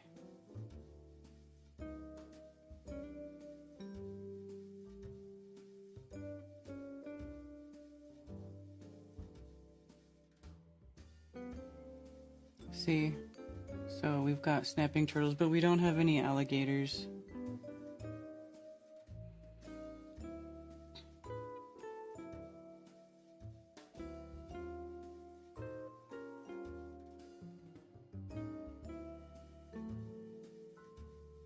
There's a juvenile snapping turtle. They're cute when they're little, and then they turn into evil big bastards.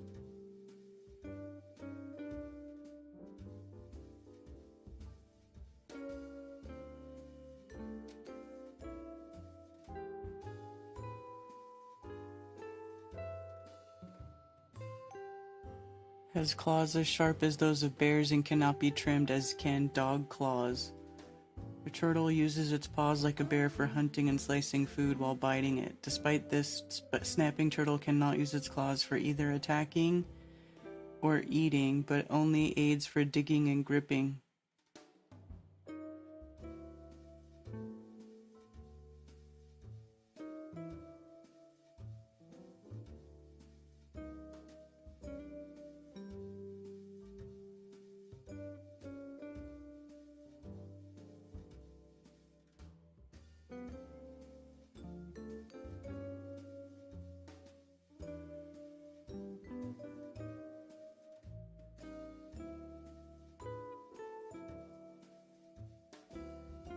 Yeah, yuck.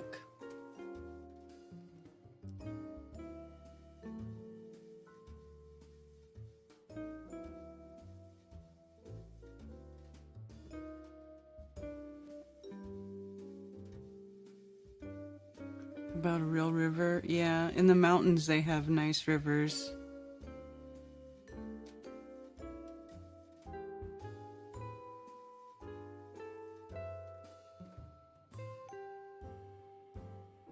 I watched a dude come out of our pond without a toe when I was like 8. I'm like, fuck this pond and never swim in there again.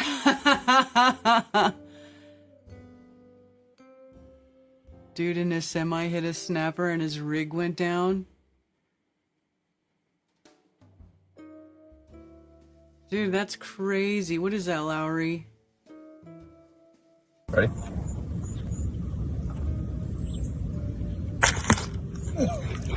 Ready? Oh my god. Ready? Yeah, screw that thing. That's what I'm saying. I want nothing to do with those things. There's some things in the South that you just,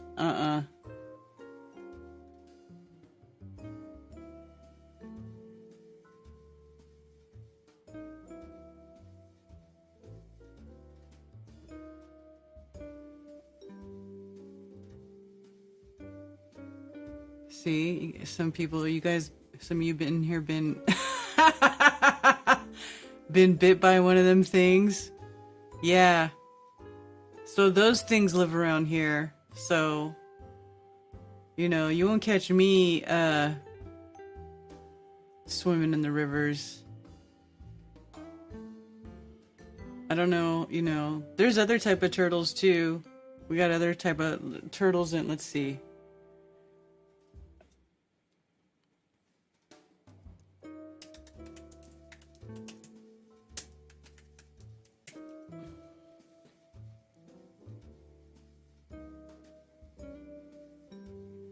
Thirteen types of turtles in North Carolina.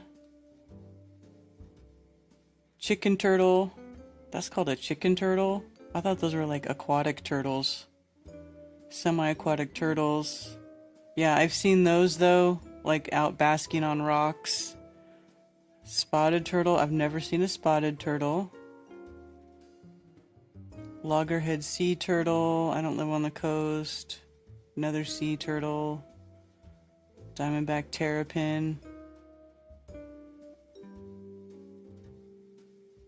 Terrapin, these are like water turtles. Yellow-bellied slider.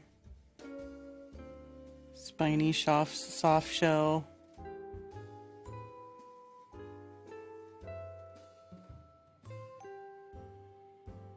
Leatherback.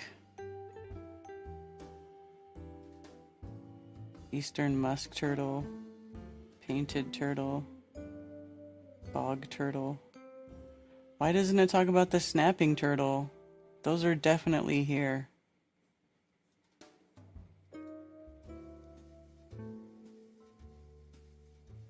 They're definitely missing. This one says 22 types of turtles.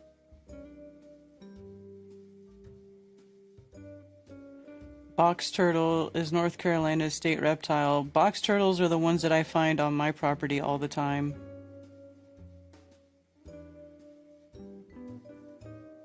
Those, all the time.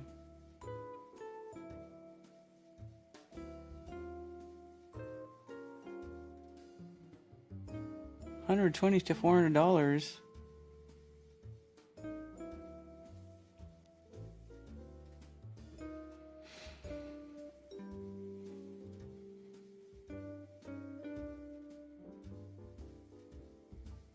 Cooter.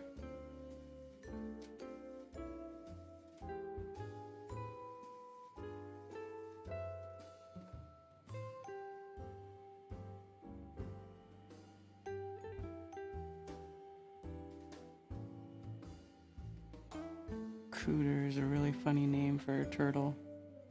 Slider, there we go, snapping turtle.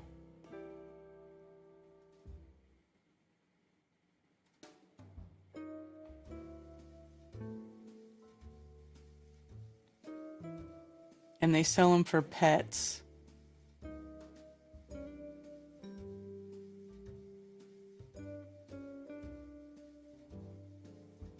It's crazy.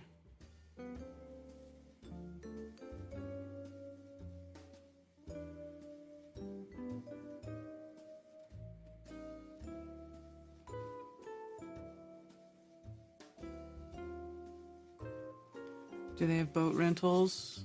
They have boat rentals out here. We all rented a boat. A couple weeks ago.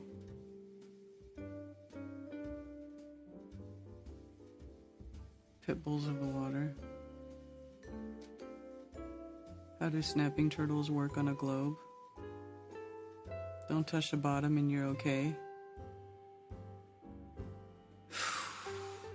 Boy, I'll tell you what. I ain't trying to mess with no damn snapping turtle.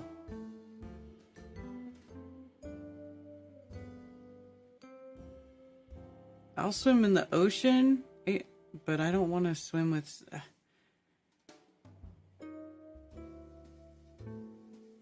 And somebody just got attacked by a gnarly shark attack just happened too. I don't know if you guys saw that. That woman had her. Karen B, you have a... Hi, Carrie. It's good to see you. A new baby turtle. Yeah. Remember we saw the turtle laying the eggs that summer? And then we marked where she laid the eggs. And then a couple months later, we saw the little baby turtles coming out of the hole in the ground. The little brand new baby box turtles. There's all kinds of babies that get raised around here in my woods. We got baby lizards, baby turtles, baby birds.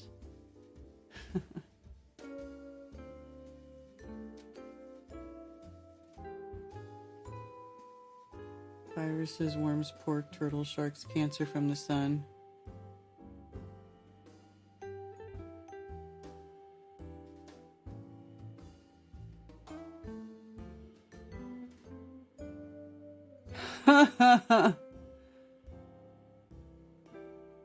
Mantis shrimp. Yeah, mantis shrimp are cool. They do that sonoluminescence thing with their claw, their hammer claw. They're really pretty looking too.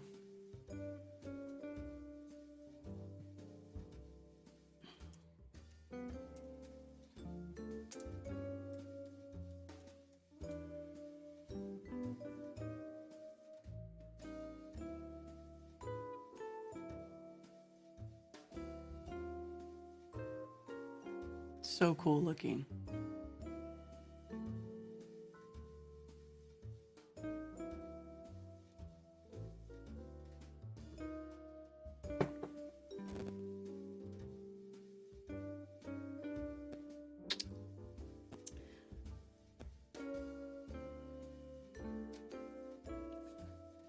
So is that it? Is there nothing else exciting going on in the world of Flat Earth right now?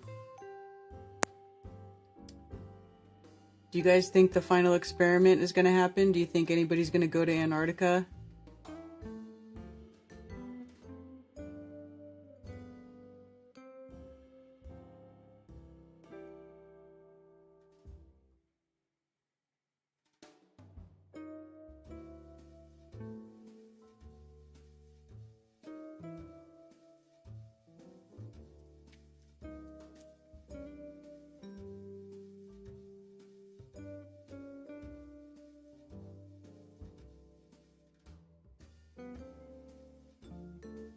Oh, Kingdom in Context is here now too with his official entry.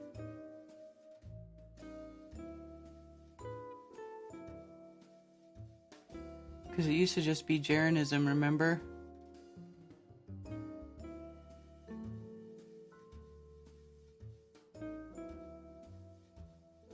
Craig of Fight the Flat Earth. I do not see that guy doing well down in Antarctica. Didn't he like fall down and knock himself out inside of his house?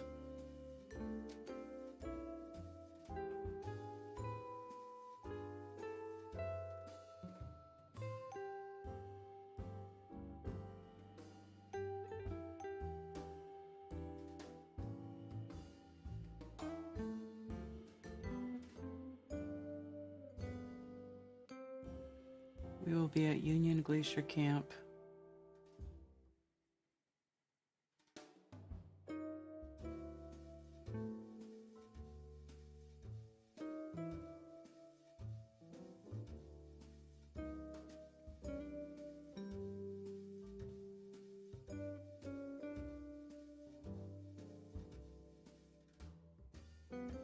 Bryce Mitchell.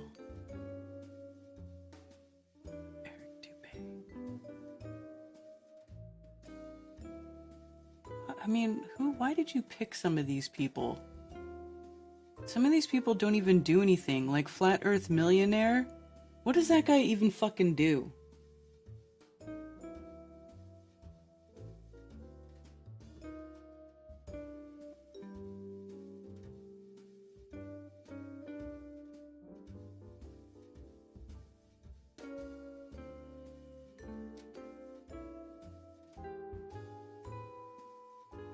Care about Final Experiment about as much as the presidential race. FTFE isn't physically capable of going. That's what I'm saying.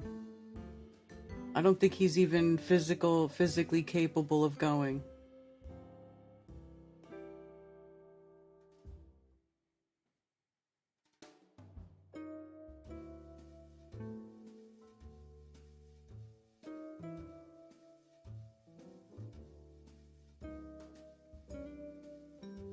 Craig needs to stay inside closed doors for his own safety.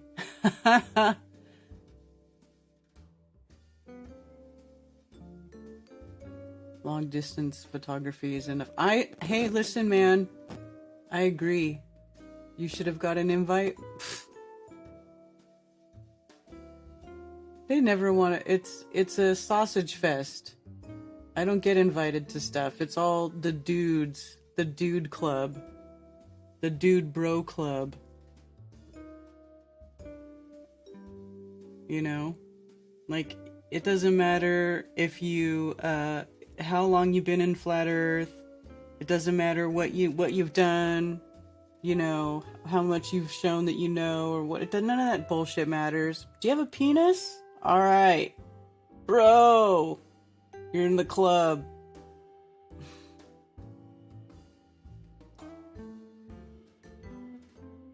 It doesn't matter how much stupid shit. You could be a dumbass dude saying a bunch of dumbass stupid shit. You just call yourself a flat earther and everybody will like promote you and be like, yeah man, this is my flat earth bro. Seriously. Would you go if... No, I don't want to go to Antarctica, to be honest with you. I don't want to go to Antarctica. Listen, I know it's been forgotten now. But I went to Lake Balaton in February when that lake was frozen over. It was so cold, it hurt. I had like 4 and 5 pairs of pants on. I did my time going and suffering in these desolate, cold places. I didn't go to Antarctica, but it fucking felt like it. And I saw with my own eyes multiple times during that trip that the Earth is not a ball. So, for me, it's there's no going back. I've seen everything I need to see. I have seen that there is no measurable curvature on the Earth, so it can't be a ball. It must be a level stationary plane. And that's it. I don't have to go to Antarctica for that garbage.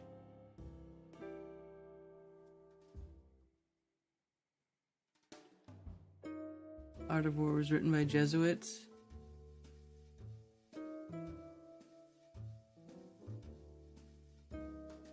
In all honesty, if I got an invite, I would go. I mean, I think it would be interesting to see the sky from the from south of the equator. I think it would be interesting to see the sky from a different part of Earth. So, I mean, it would be interesting, but I don't really care about going to Antarctica, to be honest with you. I just don't. There was a time, I'll admit, there was a time when I thought it would be cool to go to Antarctica, and I was looking for the absolute cheapest way to get there. And I did find a way that was less than $20,000. It was like $17,000 or $18,000. And it was with going with this group of people who do marathons. So there's these people who do marathons at the poles. There's an Arctic marathon and there's an Antarctic marathon. The trip to go to do the marathon in Antarctica was like $17,000. And I was seriously considering how I could raise money to go to Antarctica with these people who run stupid little marathons, like 5K, marathon or whatever in Antarctica.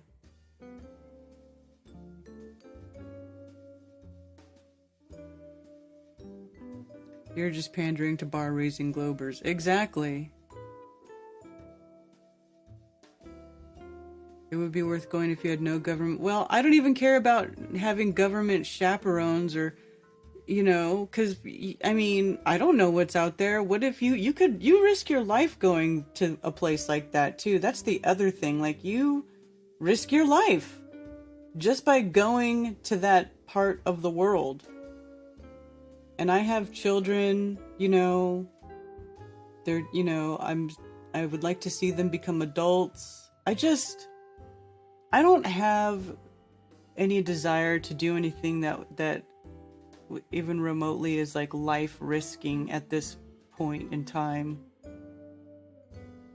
I just don't.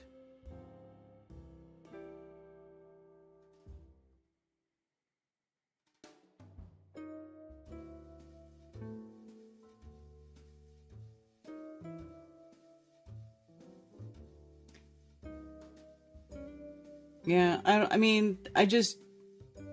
all you're gonna figure out by going to Antarctica is maybe possibly figure out the limits or lack of limits of the known world, which, that is interesting. That is like a curious thing, but also the known world is so freaking huge.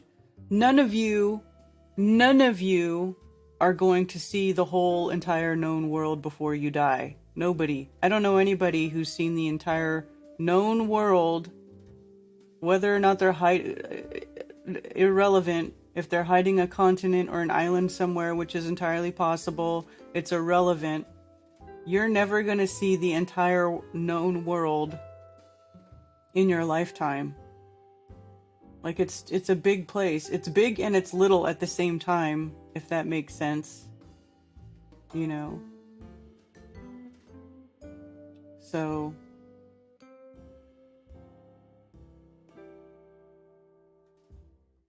we watched Admiral Byrd's interview about the size and resources. Not for a long time, but yeah. Why in 2024 is it needed for a bunch of amateurs to prove a 24-hour sun in Antarctica? It should have been settled 70 years ago already. Like, why is every 24-hour Antarctic sun so obviously fake? Yeah, I don't think they're going to see a 24-hour sun there. I don't think it exists, but, like, for me, that's not necessary. I don't even think that if they went to this weird location and they saw what appeared to be a sun circling, to me, that doesn't even debunk the AE map. It just means that you don't understand how the sun works, and there's some weird shit going on near the outer edge of whatever this place is contained in. For me, that's how I think about it. That just tells me that, there's some weird sort of refractive crystalline material that is the outside or that serves as the container to this place, that for the most part is invisible until you get to the outer edge, and then possibly the sun, you're seeing the sun reflecting off of it, giving the appearance of a small circling sun in the southern, I don't even want to say hemisphere, because it's not really a hemisphere, but south of the equator. I mean, I don't know. But the lay of the land could still be as what it looks like on the AE map. I mean, it's how most things are. It's how we navigate. It's correct as far as navigating from place to place, as far as time and space are concerned. So,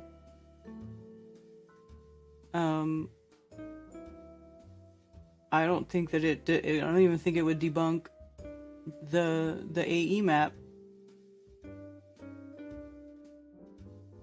I'm a Tesseract cube earther. Technically, it's flat on all sides, though. 60th parallel.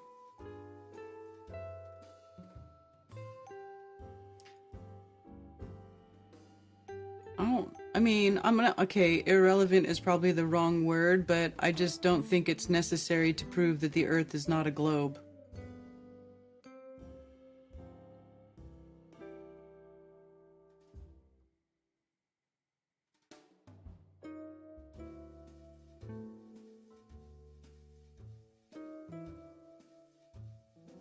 Flat Earth reality show? What Flat Earth reality show?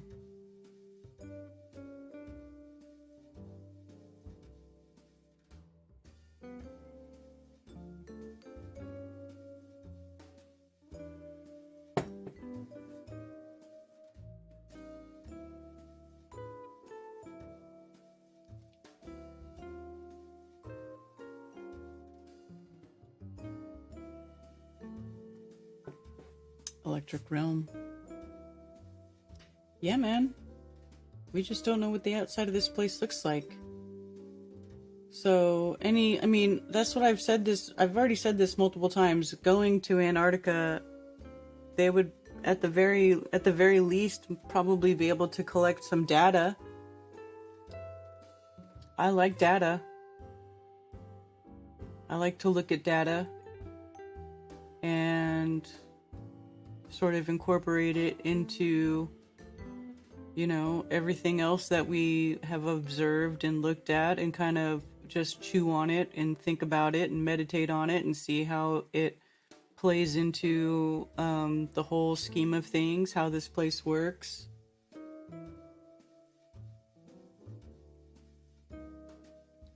Just let the Globers have their ball. They can have it. I don't give a shit. I don't give a shit if they think that Earth's... I don't care what people believe. Just don't expect me to be all like, oh, that's cool. If it's stupid, I'm gonna say... If people come to me talking about their stupid beliefs, I'm gonna say that's stupid if I think it's stupid. Or that's interesting or whatever.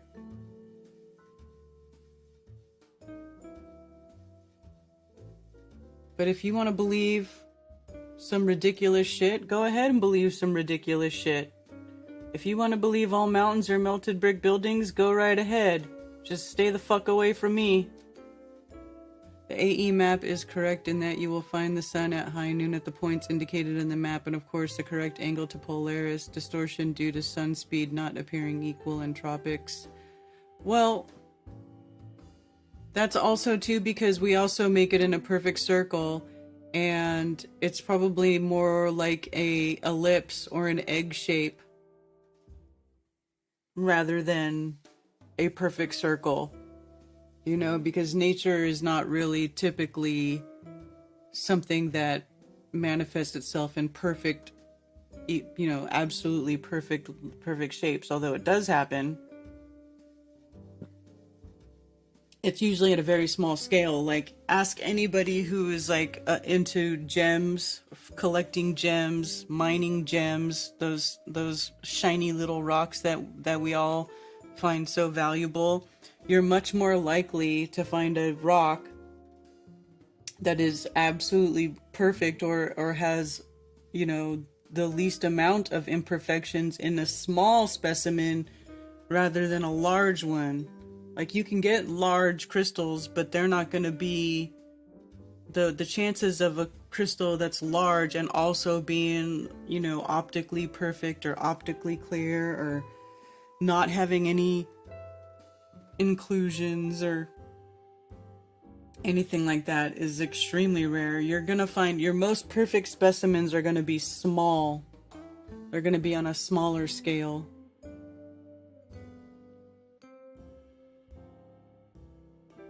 So, I don't think they'll see the sun for 24 hours in Antarctica. I don't think so either. Stay in your prison. What prison?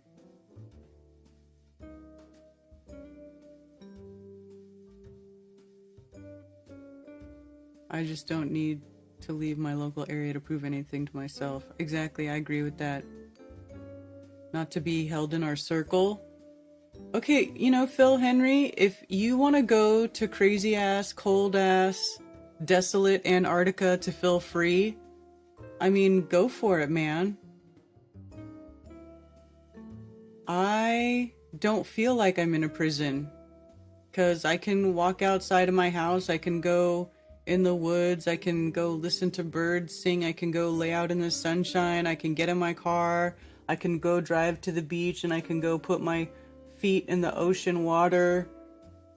I don't feel like I'm in a prison. See, I don't understand why people feel... There's got to be something else that's making people feel like they're in a prison besides the Earth itself, or feeling like you can't go beyond the Antarctic Circle, and so, oh, you're in a prison. Like, something else has to be making you feel that way, because you're not in a prison, dude. That's what I'm saying. The world is too big. You're never gonna see the entire world in your lifetime. I mean, have you even been to all 50 states? Most people haven't even been to all 50 states. I haven't been to all 50 states. I haven't been to Alaska. I haven't been to Hawaii and a number of continental states, although I've been to like probably a little over half. But I haven't been to every state. Have you been to every state? Have you been to Canada? Have you been to Mexico? Have you, there's like a whole bunch. I've been a few places, but I haven't been everywhere. So I don't understand. Can somebody please explain to me why you think you're in a prison when there's so many places to go that you can go to that are like huge, open, wide-ass open places? Like, if you just go to Yellowstone Park or Yosemite Park and you just sit there under those giant mountains, it's like, do you really feel like you're in a prison in those moments? Because I don't.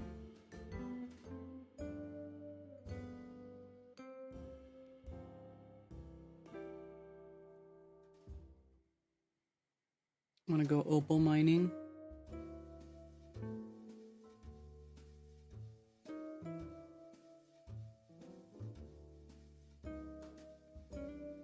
My 9 to 5 and rent and bills is my prison. That's what's up.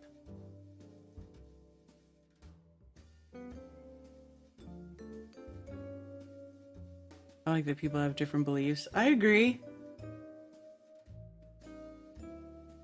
But sometimes people just believe ridiculous shit that doesn't even make sense in reality.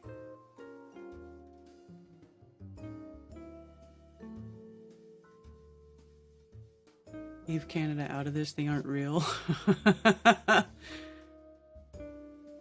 I've been to all the lower 48 and most of Northern Europe, never outside of the equator. You haven't been south of the equator? Me either, Lowry. Right, but that's man making it feel like a prison. That's not the creation. The creation itself is not a prison. The reason it feels like a prison is because of these assholes who think they have dominion over the creation and they can tell you what to do. That's what makes it feel that way, but it's not like, but the earth itself is not a prison. The number of prisoner guards. Exactly.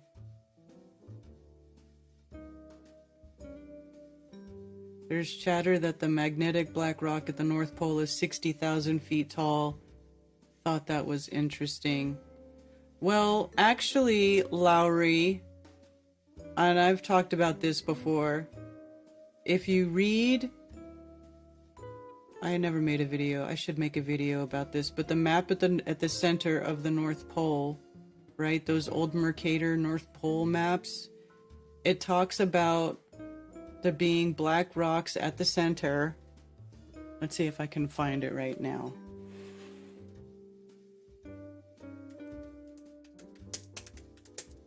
I don't think 60,000 feet, but well, let's see. Actually. Mercator.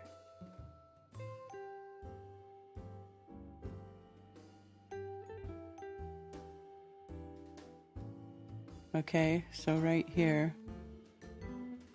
Let me see if this one has it.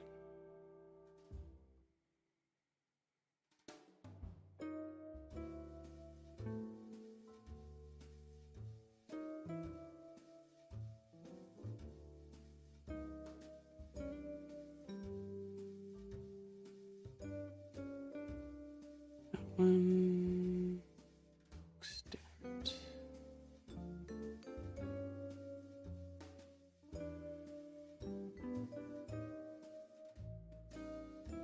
Trying to find one that has the text on it.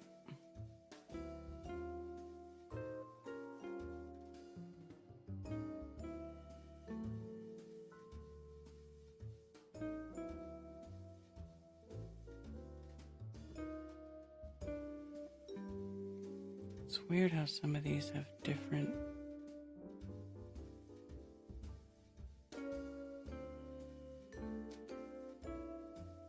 See, this has a different text than the last one. See, this is the one I want right here, but this one can't read it. Let me see if I can find.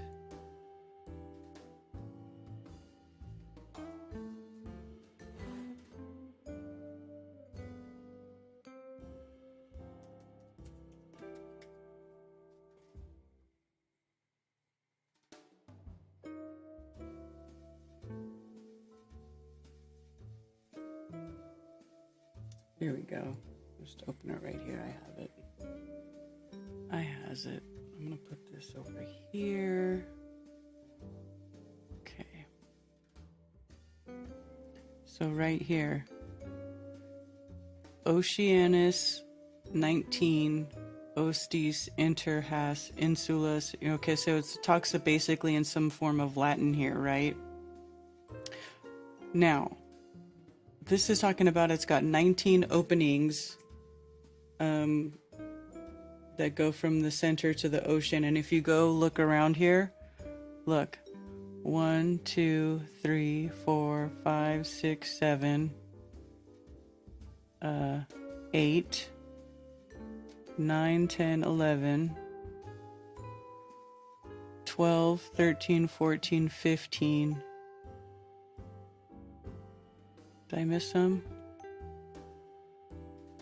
1, 2, 3, 4, 5, 6, 7, 8, 9, 10, 11, 12, 13, 14, 15. Oh, this one isn't complete though. There's another one that is complete that does have the 19 openings. So when you translate this, okay, so Rupus nigra et altissima, okay, is what it says here in the center. So let's go to translate Latin.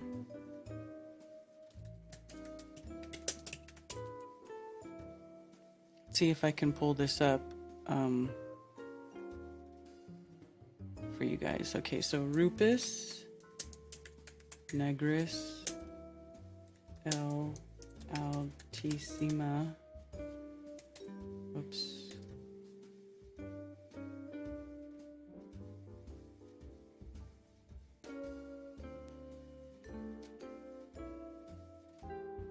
Rupus nigra et altissima et.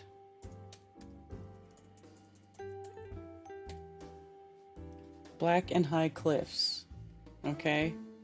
So, you guys see that? Rupus negris L altissima, black and high cliffs. Okay, so it doesn't even really describe it as a mountain. It says cliffs, but let's see. So that's what it says here in the center, right? Heck, insula, that's not it. So this one here, I think, Rupus K sub. Let me see if I can get this to translate. So Rupus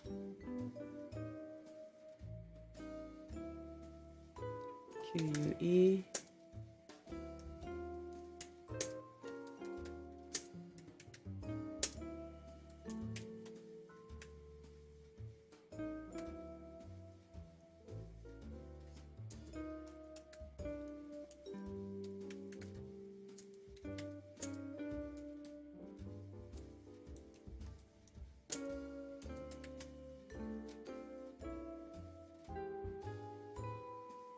Okay, Rupus K sub polo.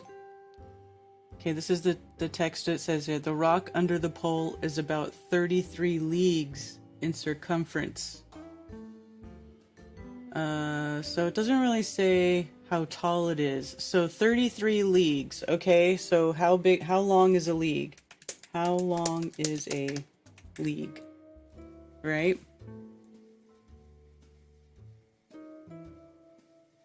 League unit. League unit in Wikipedia.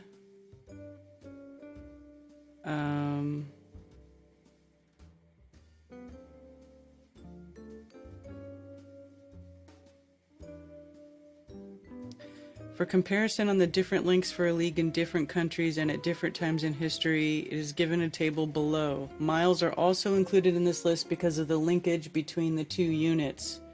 So,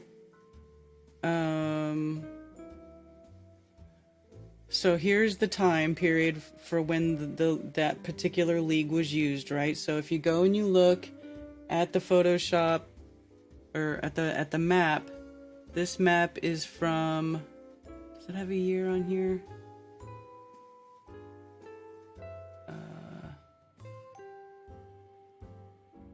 Pretty sure this map is from around like 1500 though, right? This does not have a year.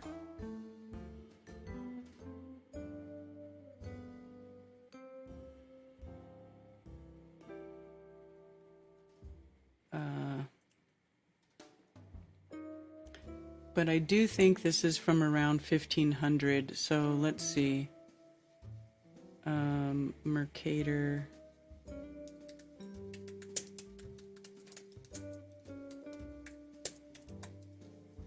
I just want to be thorough here. 16th century, right? So 1500s, right?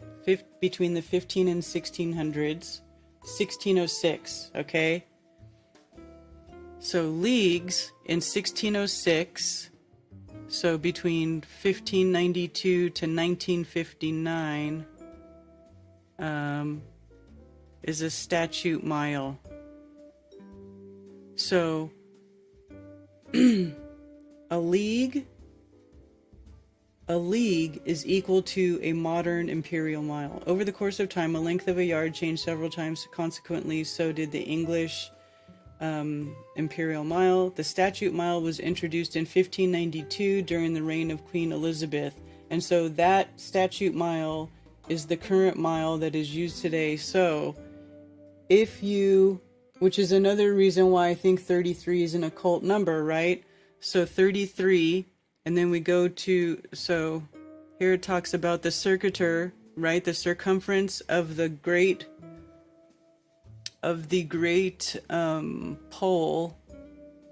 The rock under the pole is 33 leagues in circumference. So it's basically got 33 miles in circumference, right? How long is a mile? How long is a mile? 5,280 feet times 33.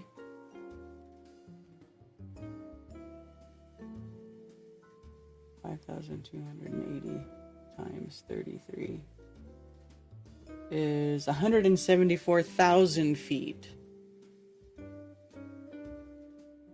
So it's 174,000 feet in circumference, so it could be 60,000 feet tall. It could be.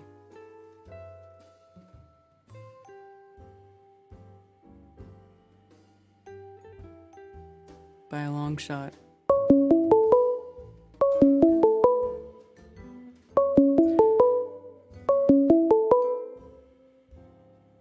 Thank you for calling Coffee Talk. You're on with Karen B. This is Dennis again. Forgive me for calling twice.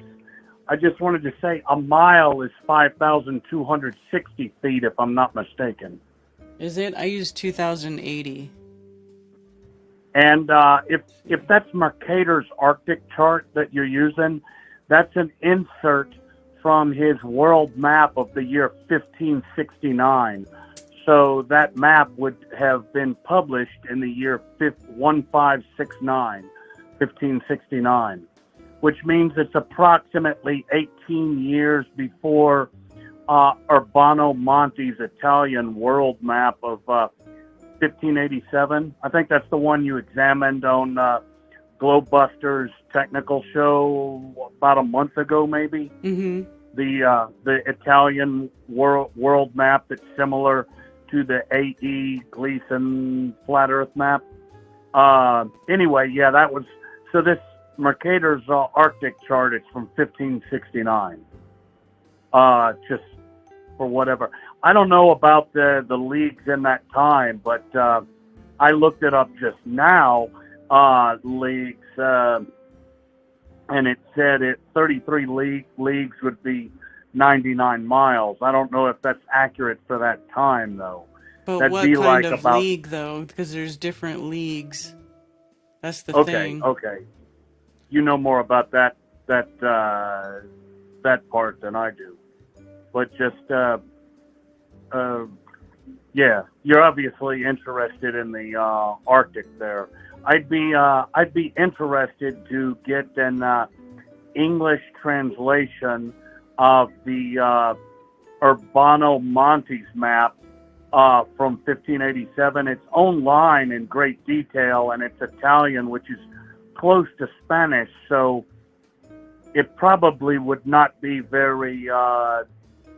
It would probably not be exceedingly difficult to get an English translation. Now that it's online in great detail, you can focus in on it with Google Translate and whatnot. Just the parts around the whole perimeter of Antarctica on Urbano Montes map would be interesting to get, with the possibility of getting some knowledge about that.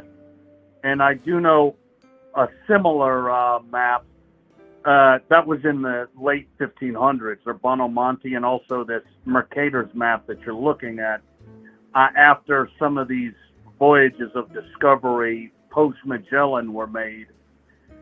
But there is a late 1200s map, 13th century in England, and several maps like it, flat Earth world maps, which did not show the Americas in any great detail. And I'm thinking of the Hereford map in England, the most famous of them. It's in the Hereford Cathedral in England. Anyway, it's in Latin. It's got all these great details about the all over the world, and especially around Antarctica or around the outer edge.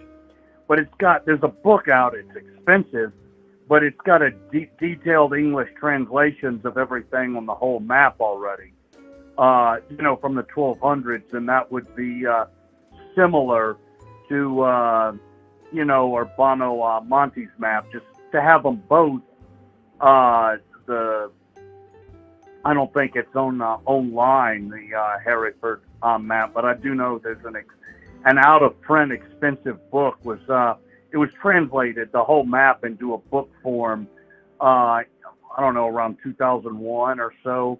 The Hereford map, and now that Urbano Monte map from 1587 that's possibly the most. It's at least one of the most valuable from the whole 1500s that I've seen, if not the most. So that would be. It's good that it's online. You guys chose on the Globebusters show. You chose a worthwhile one to examine. I just got one more thought that there was in this map, Urbano Monte's in Italy. I think he's in northern Italy. I forgot it wasn't Florence. I think it was Milan. But at any rate, I do know that in Florence in the 1490s, not quite a century before, I don't know, 80 years before, in the Catholic areas of Europe, there was still a flat Earth school of thought that was alive and well.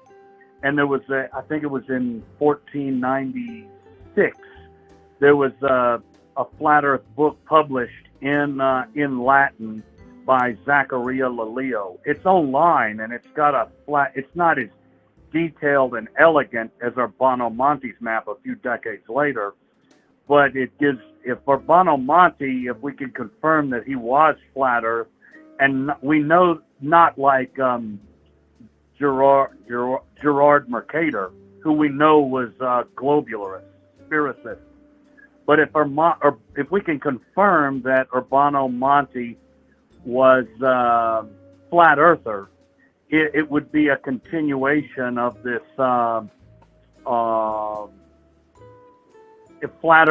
Catholic flat earth network associated with Zaccaria Lelio of the 1490s, because his book was published in Florence. It was kind of like a reaction to all this propaganda that was coming out in the 1490s, saying the Earth was a globe in connection with Columbus and these other discoverers. And I do know that the human rights activist, the famous critic of the Pope, Savonarola, he was mayor of Florence when that book was published, and he was good friends with Zaccaria Lelio. So there was a large possibility that Savonarola was a flat Earth. And I would just know that there's this book published by Old Dominion, I think, college professor James J. Allegro. It's online. It's called Flat Earthism in the Age of Encounter. It talks about flat earthism in that time, but I don't think he takes it up to the 1580s. He focuses on Lelio's network, which is a continuation of a flat earth school of thought that had existed in Western Europe throughout the late Middle Ages, and that it seems to be primarily in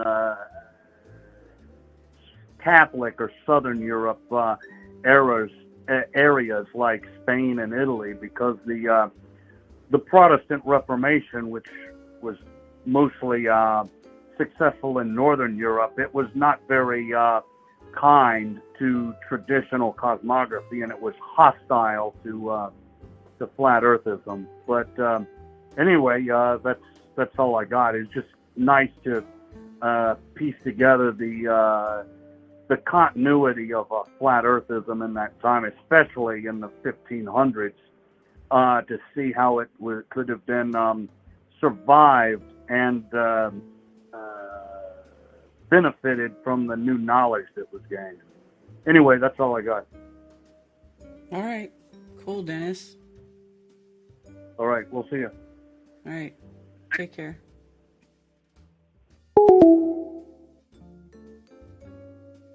Yeah, so this is the map this is the version I was looking at. You can see this island on the lower right here is actually complete in this one. Where like some of these other maps here, it's not complete. You see that? This lower section here. It's like just fades off, which is weird. But then there's this one, and remember how I was saying earlier, the 19 openings, it talks about the 19 openings or whatever. So here, if you count them, 1, 2, 3, 4, 5, 6, 7, 8, 9, 10, 11, 12, 13, 14, 15, 16, 17, 18, 19. So on the 4 islands that surround the center, allegedly 19 different openings that you can go in from. Of course, them compacting down to the main four rivers or whatever.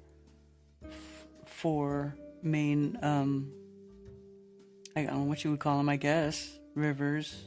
I don't know what it's like in there.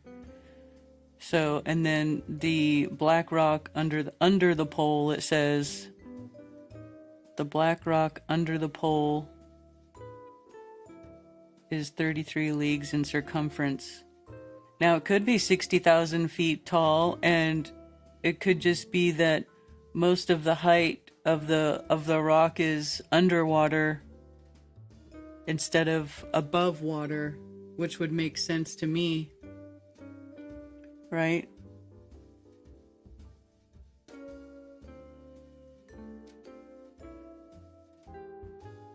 I don't know that it would go 60,000 feet in the air from sea level. Maybe from wherever it attaches to down here to the top. I don't know, man. That's fascinating. This is what I'm saying. I think it'd be way more interesting to go to the center than to go to Antarctica. When some Globie wants to pay for us to take a trip to the North Pole, count me in. I might be willing to suffer cold temperatures for that, because everything revolves around the center, the north. So for me, that's way more intriguing than whatever's on the outer edge. Just my personal take on it. Happy to see other people go to Antarctica and see what you guys come back with. What sort of cool video or observations or experiences. But for me, this is why the center is much more intriguing. Much more interesting.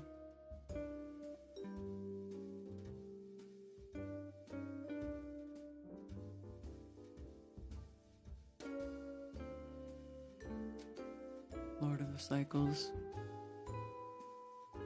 Does appear to be the way reality functions. Cycles, circles, revolutions, folding or unraveling. Yeah, it's part of the 7 hermetic principles. The ebb and the flow. The... You know?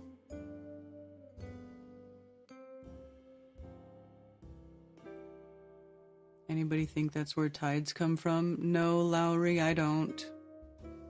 I actually don't think that's where tides come from. I think the tides have to do with the sun and the moon and the hot and the cold, pressure, and part of the daily cycle.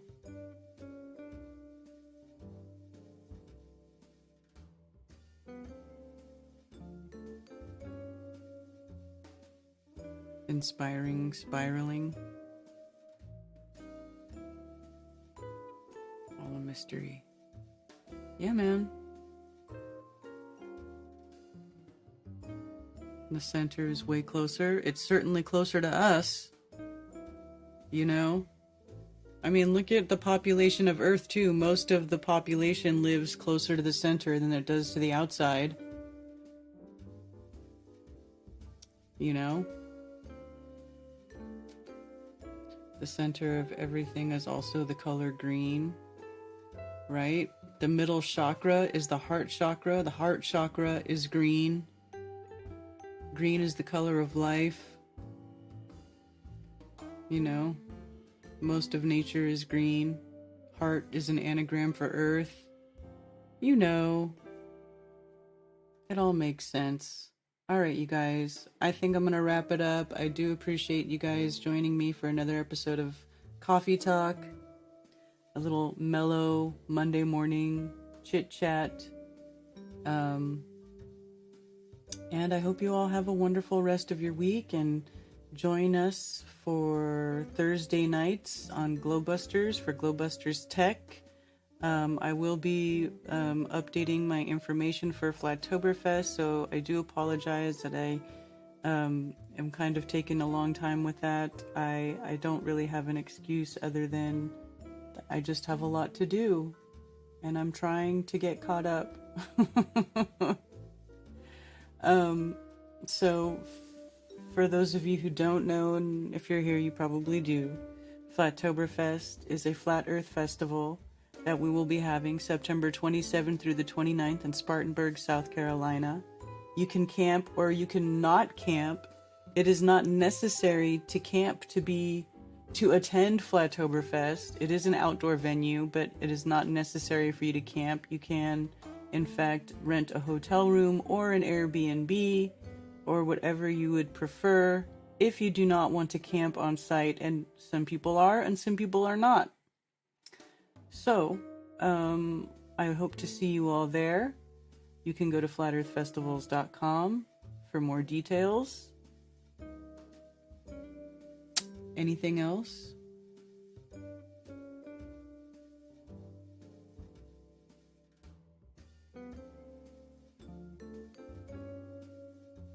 That was surprisingly chill for YouTube, yeah.